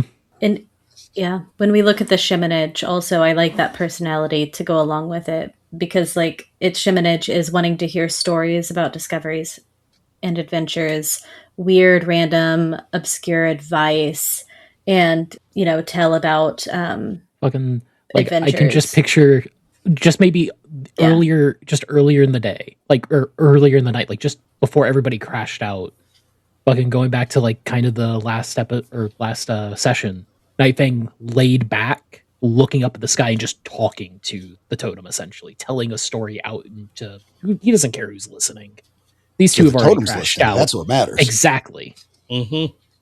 And just I love that, talking to the sky. And I know I did my bit about the Chantilly lace, right?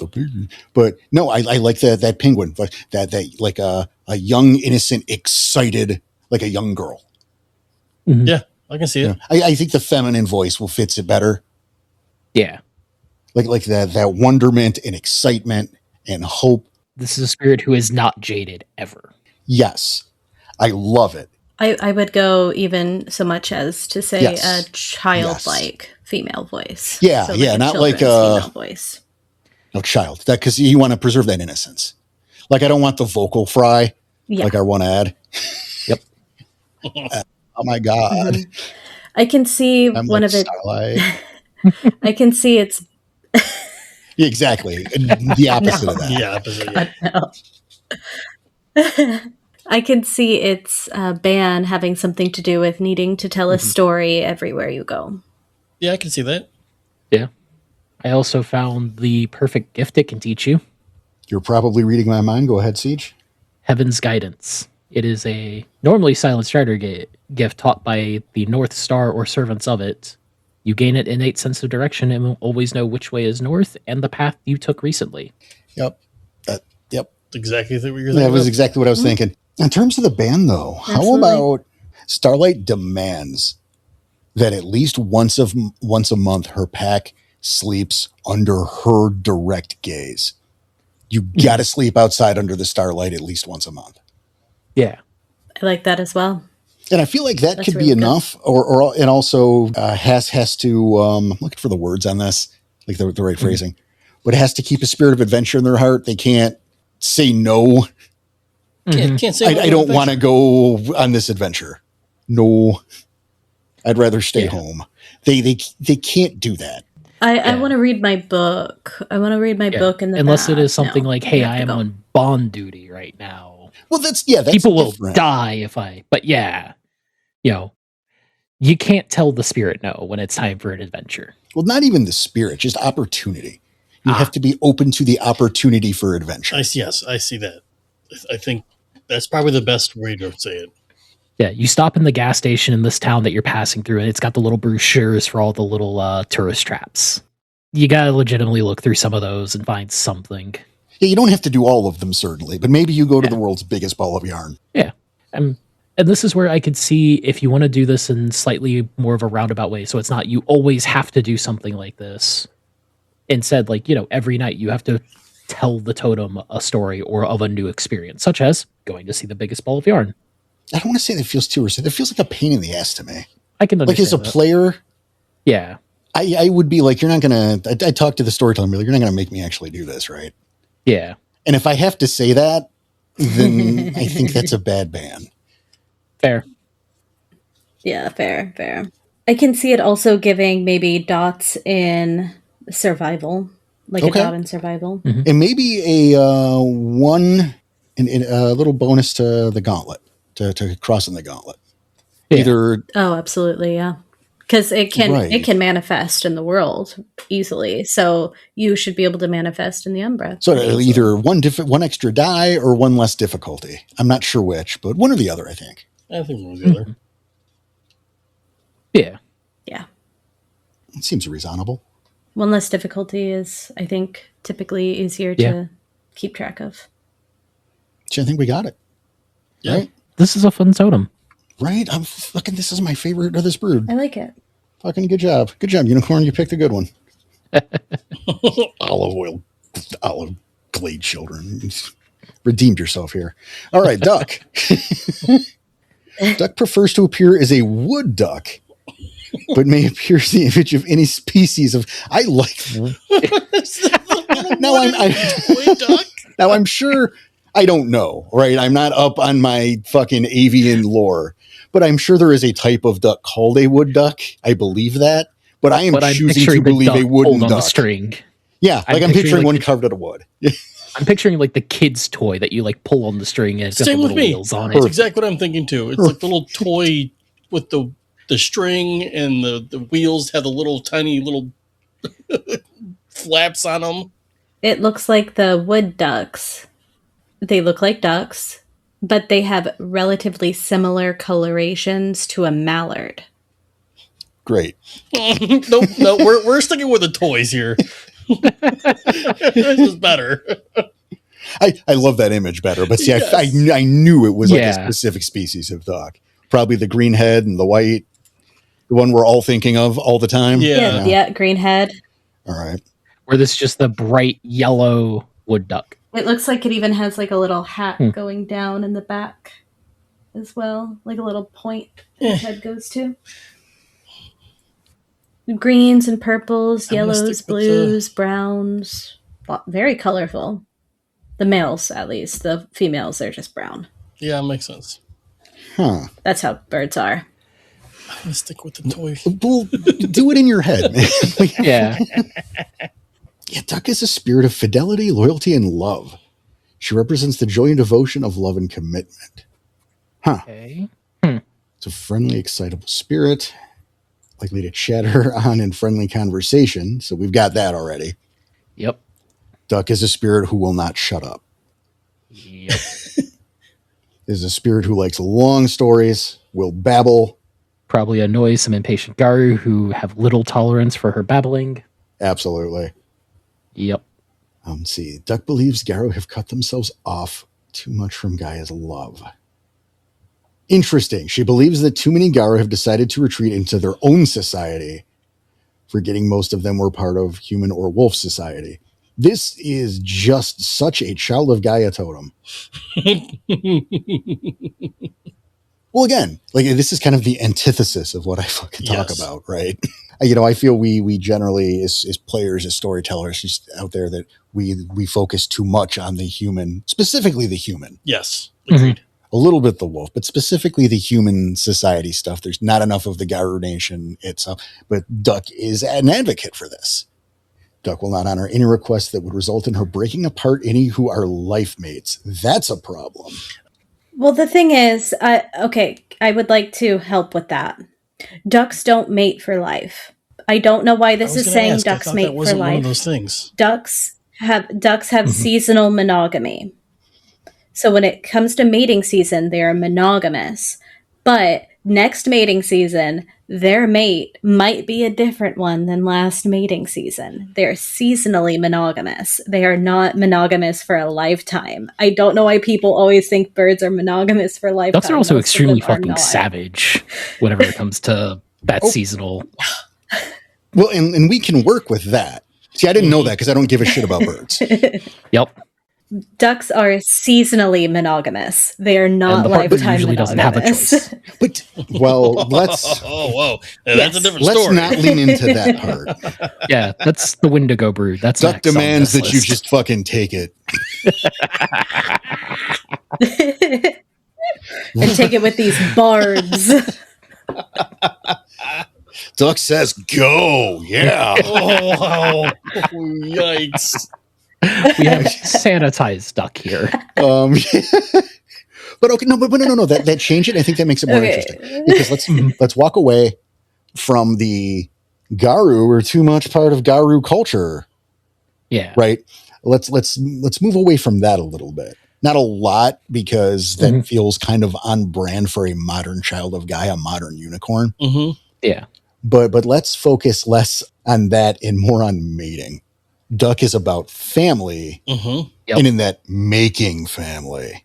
Duck wants you to set up franchises in the human and wolf world, and that's what we mean about keeping a foot in wolf or human society, because we making babies, bitch. All right, so you have higher chances of breeding true? No, absolutely not. Okay, that is higher chances by numbers. You're padding your stats. Yeah, that's game breaking, right? Yep. But what if we make it harder to frenzy when dealing with mates? Okay. Or kinfolk because potential mate. I can see both. But I kinfolk, but also I like that, though.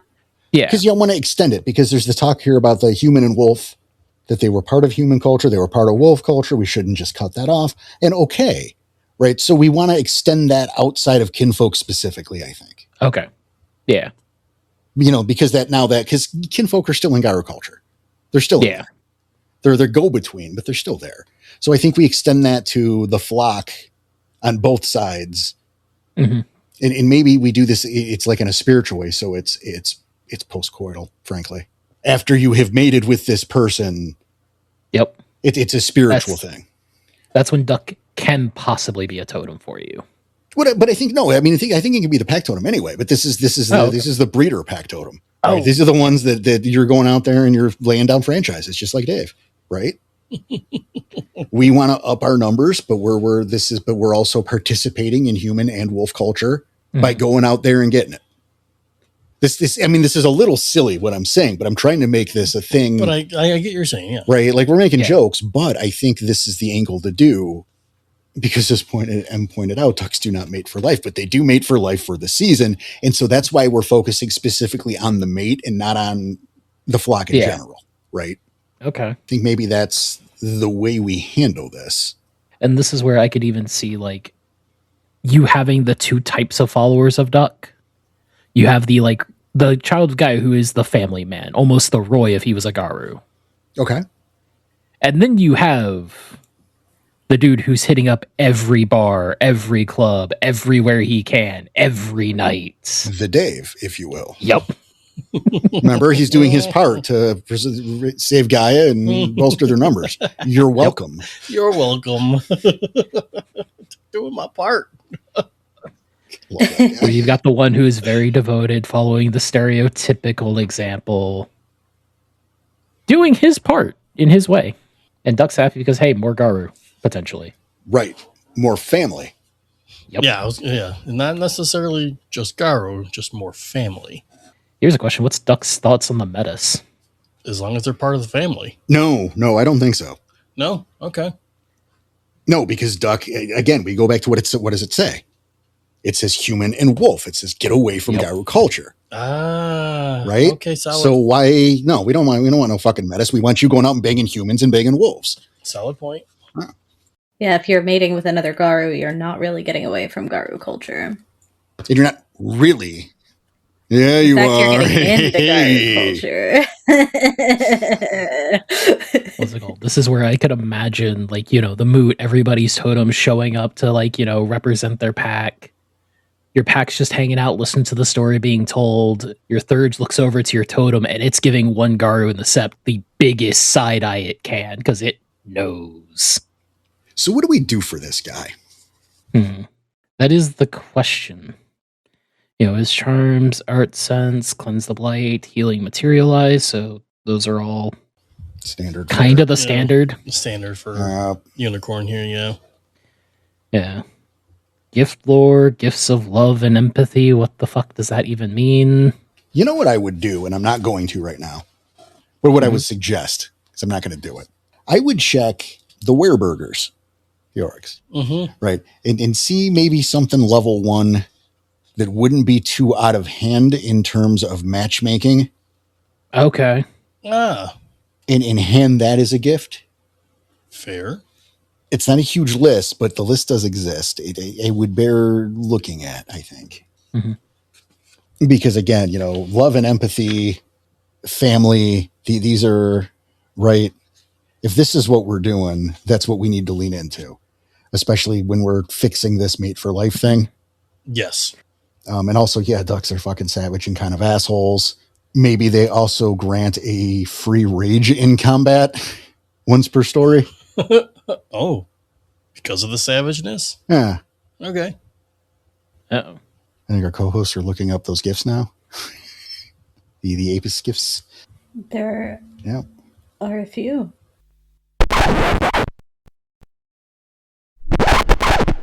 Oh, what was that? Hey, we are back. Difficulties. Right? It's a little inside baseball, folks. We had a little technical kerfuffle here. We lost CJ for a little bit. So we're done now. We got him again. Welcome back, Siege. I am back. I am still alive. But it did completely fucking kibosh our rhythm here. So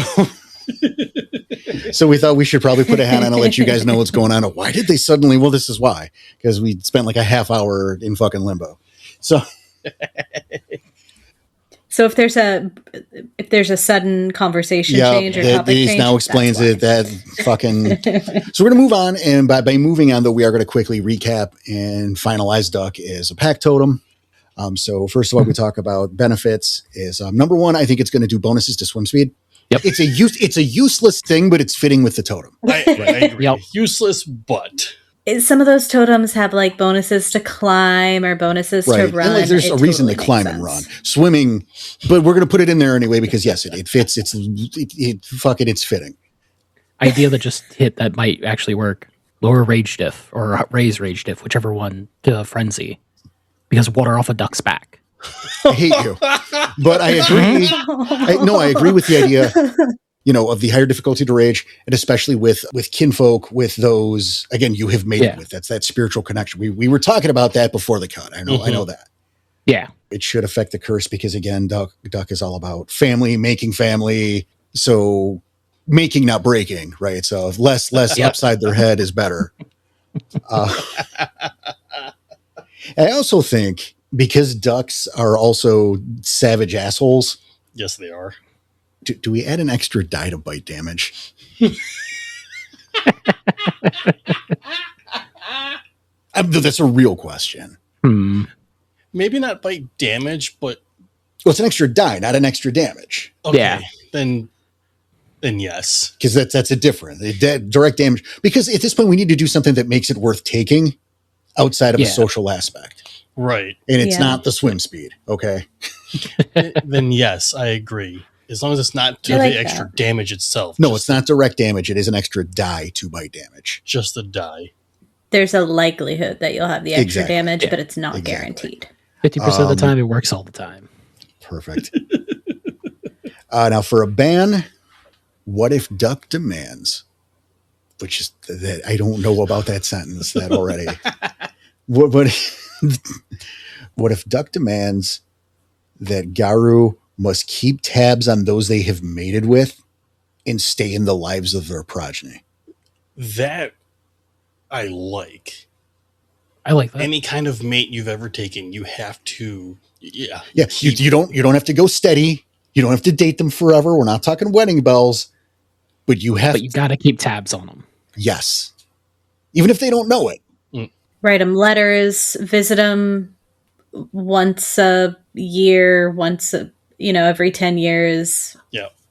You got to know what they're up to. You've made a child. Well, now you got to send a birthday card every year or something.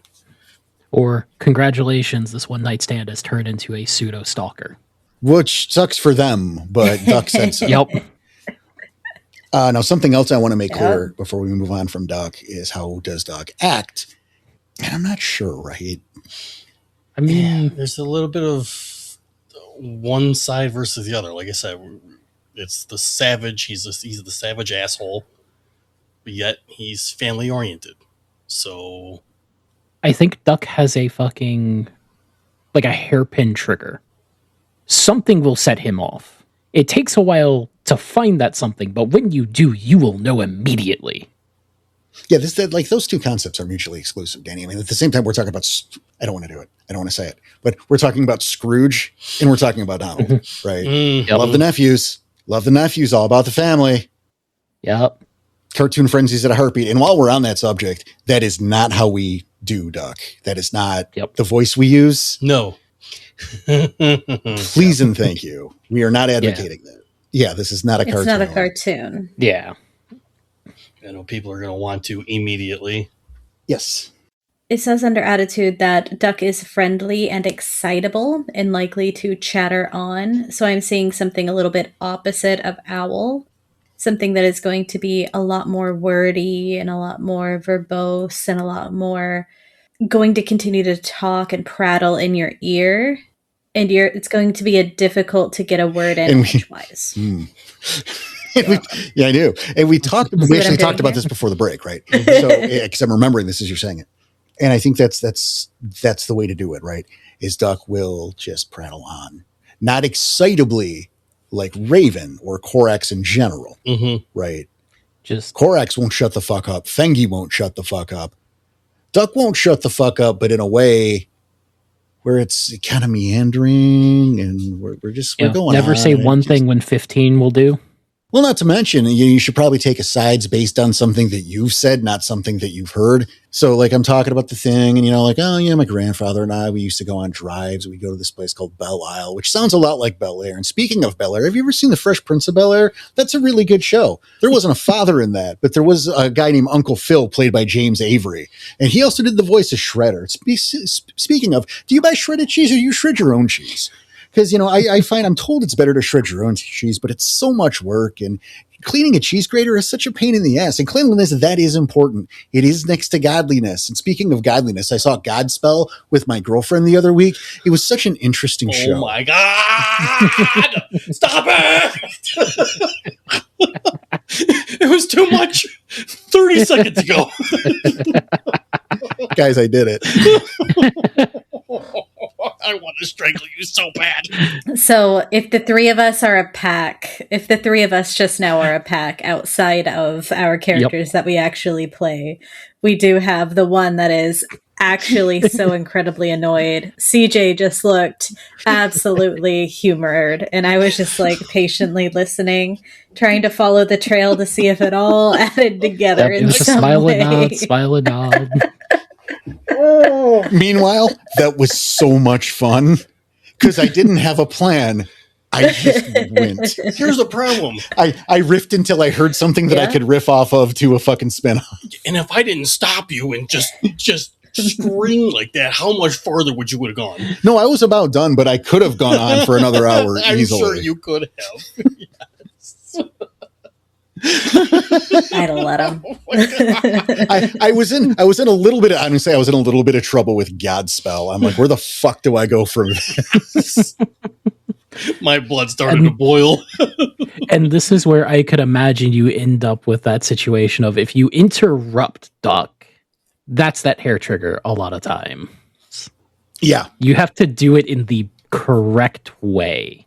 You have to build on what they're saying in order for it to be considered polite. Yeah, or if he like asks the question, like, "Have you seen Godspell?" I love that this is happening, though. This is very topical. It works, you know what? yes. You know what? I'm going to hand this to the players out there. This is a gift from me to you. When you're dealing with Duck in a situation like this, if one of your storytellers heard this and said, "We're doing this shit," and you need a solution, cough or sneeze. Mm-hmm. Okay. Duck is friendly, right? Yep. So when we're friendly, yes, you will stop. Oh, bless you. Bless you. And it'll throw fucking a cough or a sneeze conversationally will totally derail shit every time. Yeah. That's real world shit. Yeah. Gesundheit. Right? Oh, where were we? Sorry about that. Where were we? That will happen. Yeah. Okay. So that's how you do it without offending the spirit. Is you cough or you sneeze. Or even a burp, I think maybe would do it, which is easier to fake. Agreed.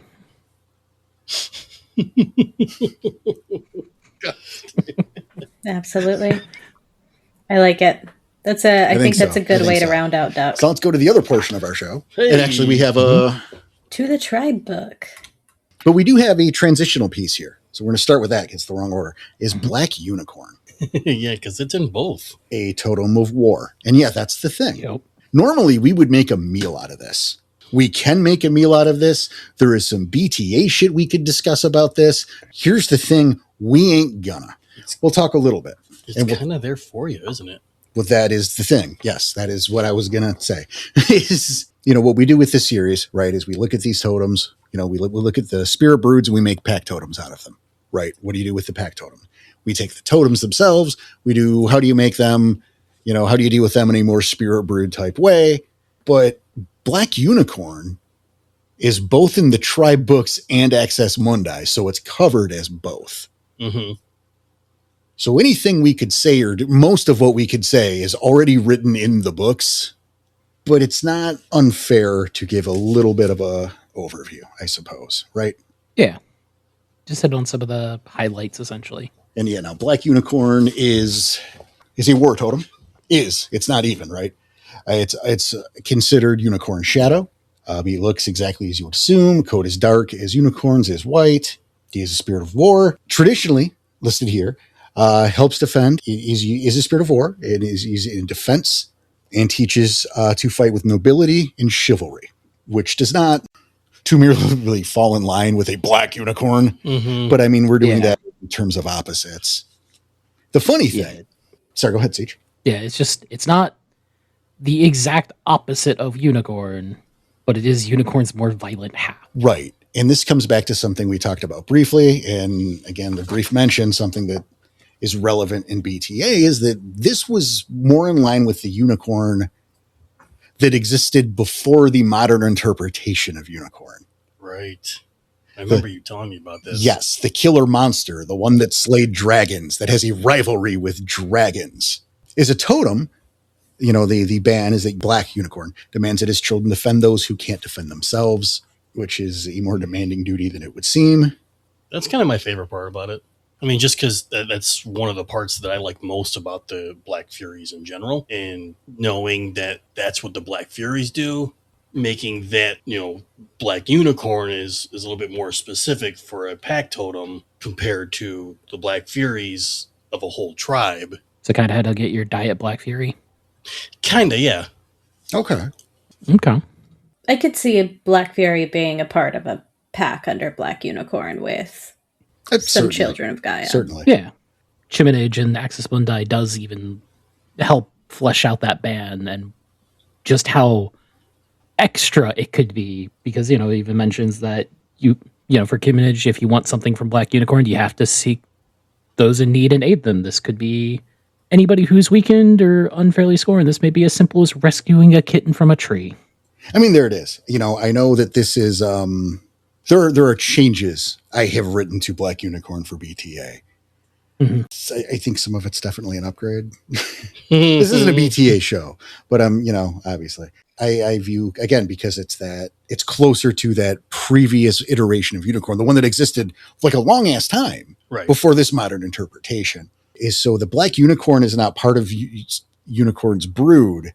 Black Unicorn is part of Unicorn that Unicorn has suppressed in favor for this more popular modern interpretation of Unicorn. I love that. Of which the totem has leaned into, because doing so grants it more power because it's more relevant in the cultural zeitgeist. It's more worshipped. Yes.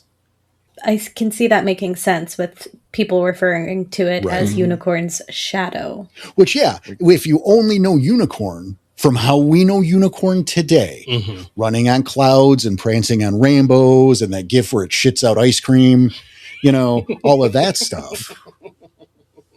Right, that's very different than the version that, again, murders dragons, slices people open with that fucking horn, that horn detects poison and corruption. And there's a whole different version of this creature that has been lost. The forgotten and so it has been suppressed and is there. And there's implications for that aren't part of the show. But I wanted to give a little something, maybe, wet the beak a little and give us a little something to talk about, because frankly, everything we're going to talk about is in these two books already. Yes. Yep. And that makes the great segue as we go into those tribe books. And who wants Father Mule? Well, Father Mule is the totem of respect. Sterile son of horse. That kind of sucks. But a totem who particularly favors the metis. Values hard work, stubbornness, and strength. The Lupus consider him a weaver thing, as they commonly believe, very incorrectly, that the hybrids do not occur in the wild. Hamids consider him strange and perverse. He will not accept any fertile being as his child. Garu who follow either horse or bull will be well disposed toward children of Mule. So how is he Father Mule? Because it's male. Yeah. I'm also curious where the bull angle comes in, since mules are horses and donkeys. That is a great question. That was going to be I my hate that you guys posed that question before I could Um, pretend that mules were a mix between bulls and horses. Because I was absolutely going to pretend that. Yeah, geez, don't you know? Exactly. No, I was gonna absolutely run like everyone knew that, and you're weird for thinking otherwise. Fucking, I was so prepared and excited for it. But I do really like that this is kind of like a metis forward. This is a metis totem. No, it absolutely. That's really interesting. Yes, a big time. Yeah, it's a metis But totem. now in converting it to, in dealing with it as a spirit, like as a standard spirit, right?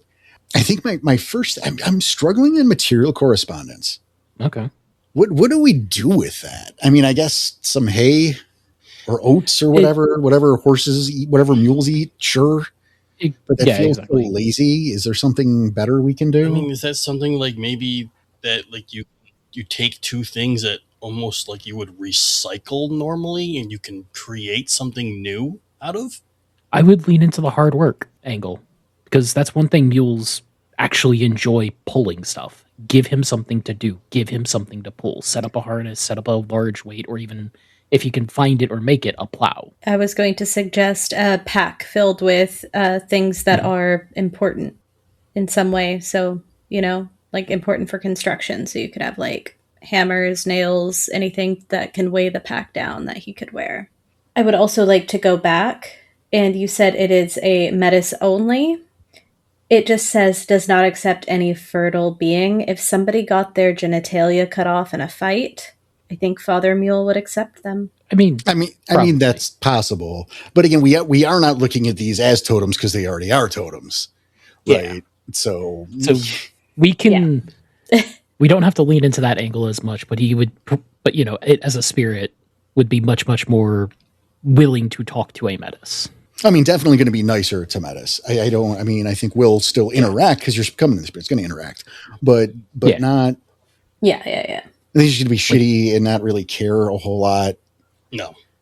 Maybe even just neutral. Because there's no reason for hostility here necessarily. But definitely, being metis is chiminage for him already, basically.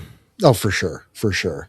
That's fair. I think the difficulty of, if you have a Metis, the difficulty of summoning Mule is like fucking lowered naturally. Like, as a storyteller, do that. Yeah. But yeah, the fact that he values strength and hard work, it's one of those things of give him a test, give him a challenge, kind of like a Rumble Bumble with the arm wrestling. Ooh, I like that. Give him something to pull. Kind of like give him something to prove, give him something to pull. Like, yeah, no, we set all this up. None of us have been able to do it, but surely you can, right? What if a good contest of strength, right?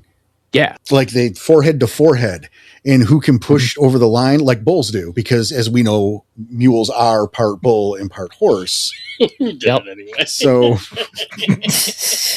it plays into the stubbornness angle as well. And it plays into the stubbornness angle as well. Exactly. Yep. It does, yes. I think Father Mule will respect you for that stubbornness, for not backing down. Yes. Even if you're wrong, though, because it's not about being correct. And no one said that Mule is a particularly smart spirit. He doesn't have to be, right? He can be kind of a knucklehead. There's nothing wrong with that. Nothing wrong with being a little meathead. But that he specifically won't, he respects that you don't back down, regardless of you being right or wrong. Yeah.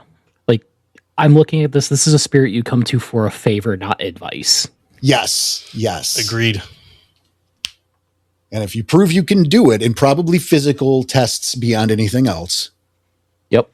Right. What if he kicks you? Oh, hell yeah.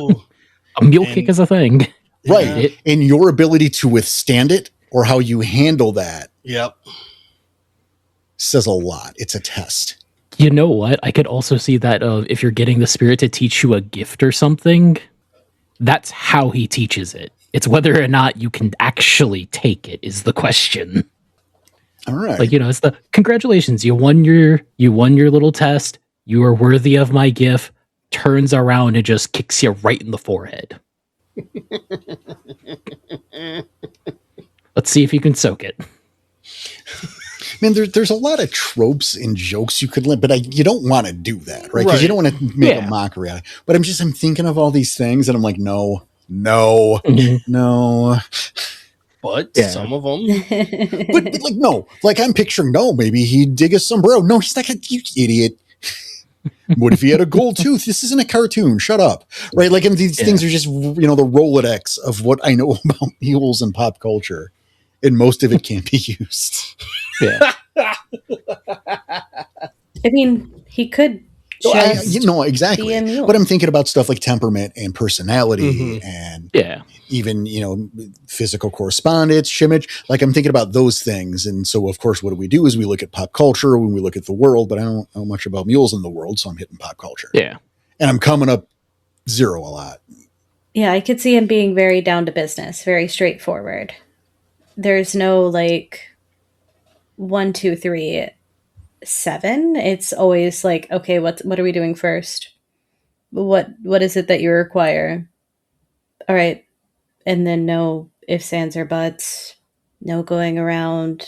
He's not like Duck. He's not going to be chirping your ear off. Keep it simple. Doesn't take a lot of effort, but you're not going to get him to. And he's not blowing you off. He's respectful about it. And maybe he keeps you on track. Slow, but not in a not like stupid. Yeah, methodically. It's not as a negative, but he thinks about his words first. Yep. You ask him a question.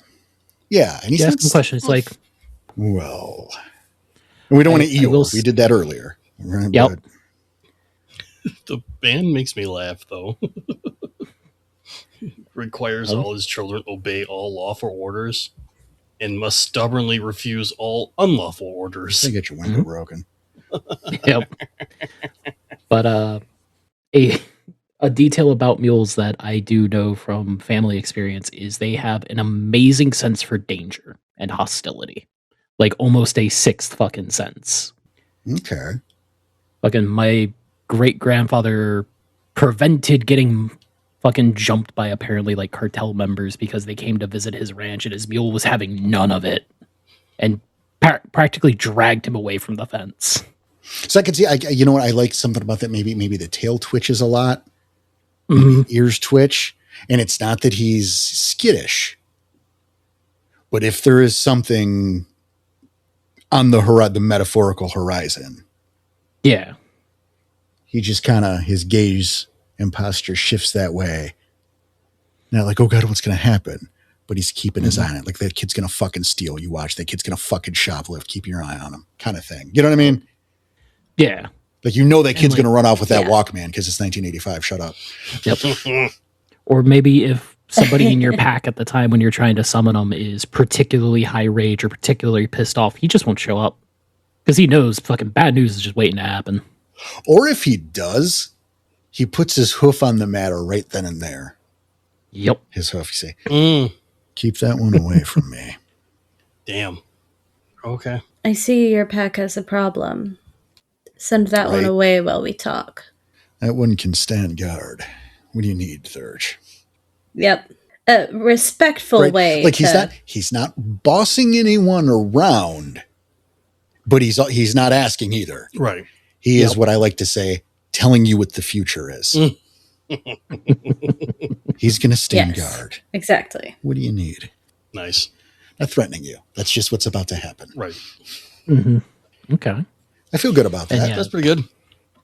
Yeah, the physical and material correspondence correspondence is pretty easy. Because it is an animal. It is an actual animal.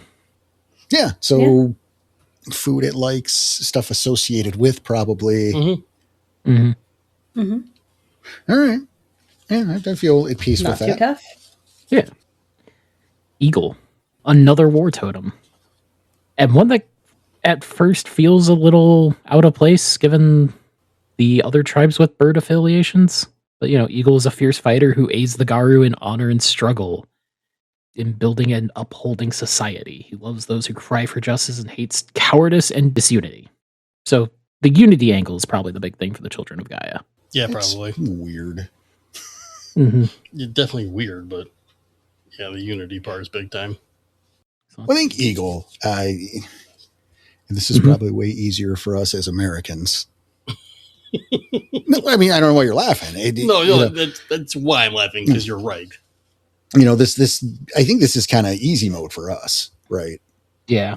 Because as Americans, the eagle is such an important figure, and there's so much iconography behind this. I mean, obviously, right? So we can easily go with physical correspondence. Mm-hmm. I mean, let's not forget, much like owl, the idea of bait, leaving a sacrifice of food for him to take care of. Yeah, not killing it for him. Certainly not, right? But here's a ferret or something, or like a child. Yes. Eagles don't fuck around. Yeah. Child, a mouse ain't going to do it, is what I'm saying. Right. He's something bigger than a mouse. This is an owl time. This is eagle time. You're a small child. I know they make them, but you could either make one, buy one, or however you want to go about it, but like a whistle that mimics an eagle screech. Oh, that's neat. Yeah, I have seen one of those before. That would be a cool way to. I thought when you were starting with that, I'm like, oh, I know they can make them. Like, yes, they make eagles. They're real things, CJ. No, they just happen. They don't they just exist. A new one shows up every time an American's born. Holy shit. We would have a problem, I think. As for temperament, I have a fun fact that might help navigate the temperament of eagles. So when they fight with one another, they'll grab onto each other, like their little feet, their talons. They'll grab them together and refuse to let go as they spiral to earth. First one to let go is like the lesser. They're less dominant, and the one that didn't let go, that one's the dominant one. It's how they display like who's on top here. Like Arnold and Cole. A little bit. Yep. Yeah. Dan, you son of a bitch. That's the terrible Arnold. It's not even good for me. Yeah. Yeah. So when they fight midair, they'll lock onto each other and just spiral to the earth. When I think eagle, I think he's noble but kind of aggressive and cannot breathe poor people there. Oh, very much so. Very prideful. Yup. I see it. You know, Eagle is doing you a favor by showing up. Yep. Agreed, yes. I mean, it makes sense. They're probably going to be favored by Silver Fangs. Oh, we know that. It's in the traits. I can see him showing up and like looking at the pile of shit you've put down as Chiminage and reaching a talon down and just kind of kicking the shit around, inspecting it like with a little bit of a disdain. And then I got the idea of it with two of its claws picking up a quarter. Just like flipping it up and like, let's take a look at that. Oh, I'm on half of it. All right. Who's the dude in the wig? It's the other thing of like, if you're playing Eagle, if you're having to portray Eagle, you can't breathe poor people there. Keep your nose up all the time and look down on everyone. That's a big one. Yes. Puff up your chest as much as you can. Try to make yourself look like you are just above everything. Well, you are. You're fucking Eagle. Yeah, you have to look at everybody through. You have to look at everybody through your nose. And yeah, this is a totem you do not. I would say you do not test yourself against it. You know, where Mule, you do that test of strength. If you're testing yourself against Eagle, it's going to be a fight, and you're going to get fucked up. That's just his wheelhouse. You got to appeal to the pride. Yeah, I almost like the idea of Eagle. You're going to submit to Eagle. Yes. Right. But he's not just looking for you to submit. He wants you to be pissed about it because that shows you're not weak. Right. You have the wherewithal, you have the balls to stand up to him, but you know your place. So you're begrudgingly taking the knee because you know your place, but you're nobody's doormat. Yeah, you're not going down and like kowtowing to it. Right. You are taking that knee. The forehead doesn't hit the floor, but... Maybe you're eye fucking them the whole time. But you're going to take the knee. It's that show of strength and respect, but submission. Submission, though, right? Yeah, you got to find that sweet spot. Important. You just can't be a coward about it. Yep. Because if you are the coward, you are getting fucking clawed and maimed. Right. And yeah, the material correspondence, that's easy shit. Yep. Not birdseed, fuck you, something live for him to snack on. But again, something larger than a mouse, you know, like a puppy or a child or a ferret or people are going to be mad about that puppy thing. Yeah. Not even the kid. They're going to be mad about the puppy thing. Look up Eagle Snatching Child. You'll see shit like that all the time on YouTube. Right. But, you know, something of substance that, you know, obviously any sort of Americana, I think, is going to hold you. Like, I think the Eagle is on the fucking quarter. There you go. The Eagle's on it. I think he's going to dig it. Yep. It's got to be a clean quarter, though. Don't give him one that's all a fresh dollar with the Eagle seal. Yeah, right. Yep. Flipping the one in the air. You see that? That shit's got to shine. Have to work if it don't, huh? Yeah. I think we got that right. I mean, I think this was a pretty easy one. It was a pretty easy one, yeah. Yeah. M. Yeah. Because I had to do narwhal. So you see otter. Sea otter loves humans who swim and play in the water and who conserve the resources of the sea and land. He despises pollution and overconsumption of the sea's wealth, especially shellfish. He has very little power outside of the natural range of the sea otter, but he gives what he can to those who will help the sea. I was going to say, oh my goodness, sea otter allows all of his children to float in the ocean or any water indefinitely, and they can never tire and drown. I had to check something because I was going to say this is another one of those fun animals with a contradicting nature versus what's in the book. But no, it's the river otters. That's the crack weasel. That's amazing that you said that. Yep. I just as a sentence. Yeah. Wow. Yes. Yep. Yes. The river otter. That might be somebody's new deed name, frankly. Crack weasel. Crack weasel. For no other reason than it's fucking cool. Yeah, because fucking to be able to. That's great. Yep. Now I do have two things with the otter. solder, if you will. I'm thinking in terms of chiminage or material correspondence. I saw a short the other day. Mm-hmm. This is stupid. But I saw a short the other day that actually dealt with sea otters. Okay. Weird thing that came into my feed that apparently, this is so stupid, they like hats. Like you can put shit on their head. Yep. And they'll wear it like a hat and then they'll take it off. And yeah, it's a thing. So I think it's partly because of like a lot of their food they eat is stuff like oysters and that, which are relatively flat, and their head stays up out of the water all the time. Mm-hmm. So, if they're not actively eating it and they're just floating it around, they just put it up on their head to keep it out of the water so they don't have to carry it. Thank you for legitimizing the dumb shit that was coming out of my mouth. Yep. Like that's what I'd assume. But it's real. I had to say it, okay? Yeah. They also have favorite rocks. They do have favorite rocks. I've heard that before, yeah. So like that could be a good material correspondence, right? Or chiminage, right? Either one. Also, and again, this is dumb too. And this is more of a what if, right? Because this is based on just the idea of helping the sea. Mm-hmm. How about like a fucking beer or pop carrier ring, the plastic guys, but like where the holes are, the loops are cut. It's like, look, here's the thing that your friends get fucking stuck on their heads and they choke to death. Only I cut them so that won't happen. See, look, I'm your buddy. Or be actively cutting them as you're summoning them. Sure. But I think even the end result, right? Like it shows, look what I did. It's the thing.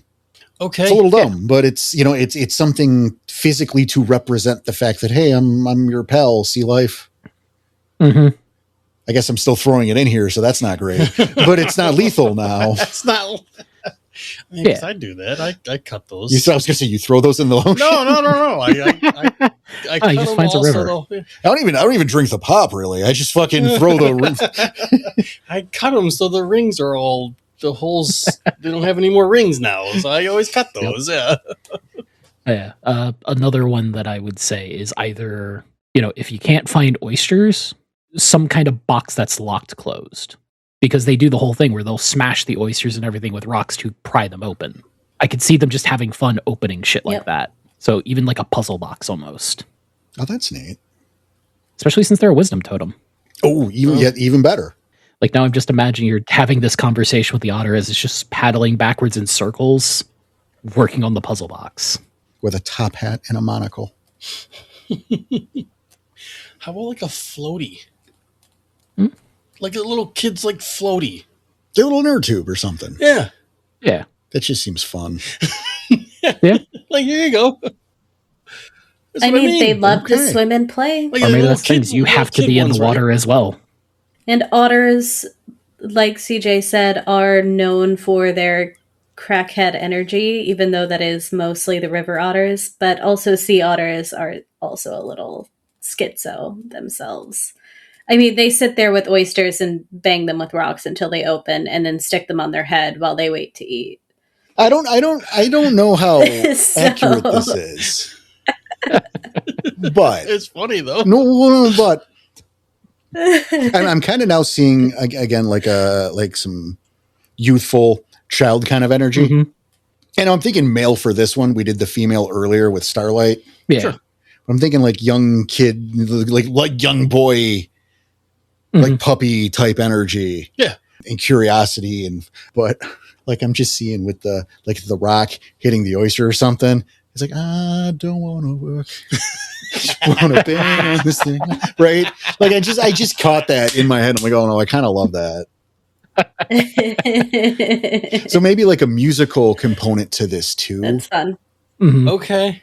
That you got to do based on the fun. nothing that I just said, but maybe maybe that's something that would attract the otter as well. Something upbeat and playful. I can see. Yes.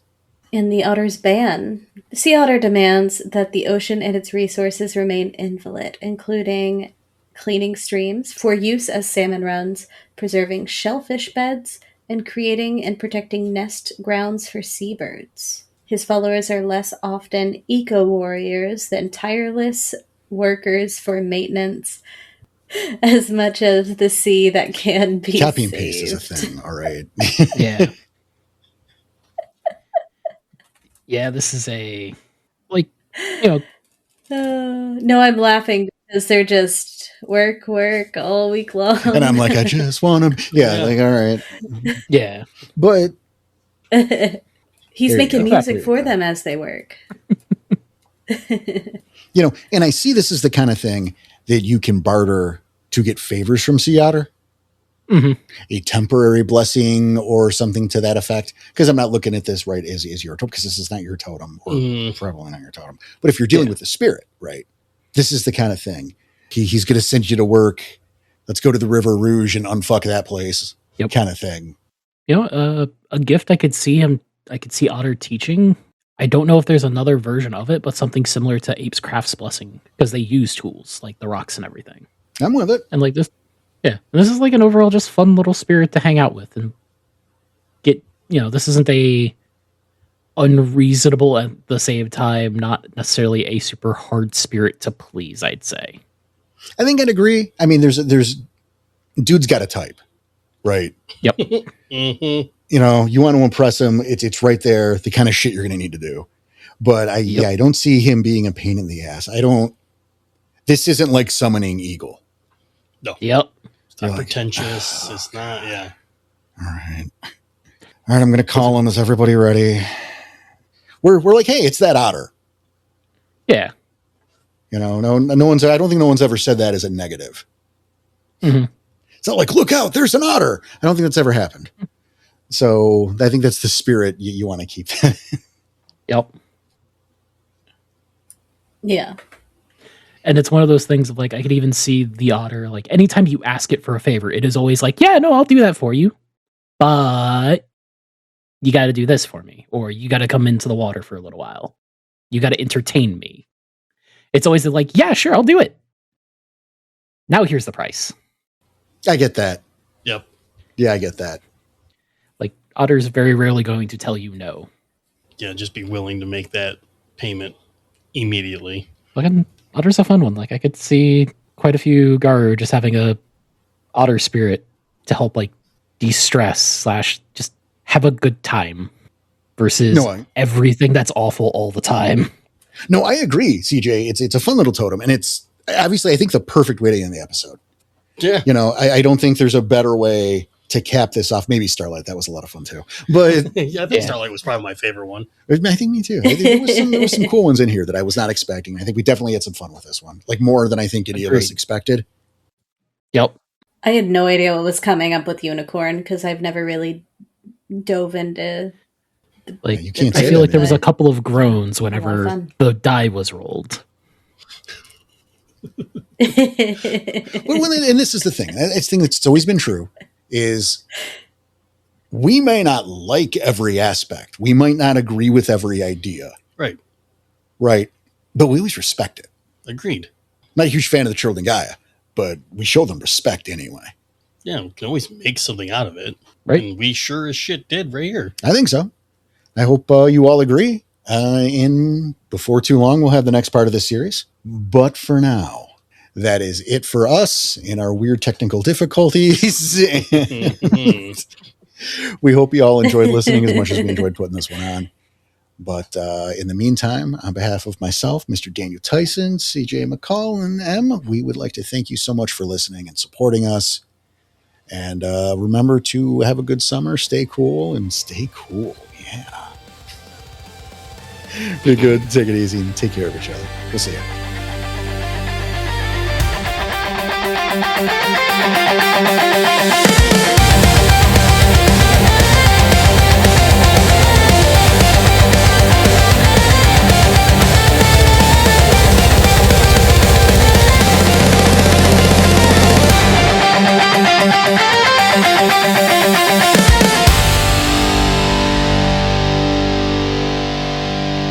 It smells like soap or chocolate.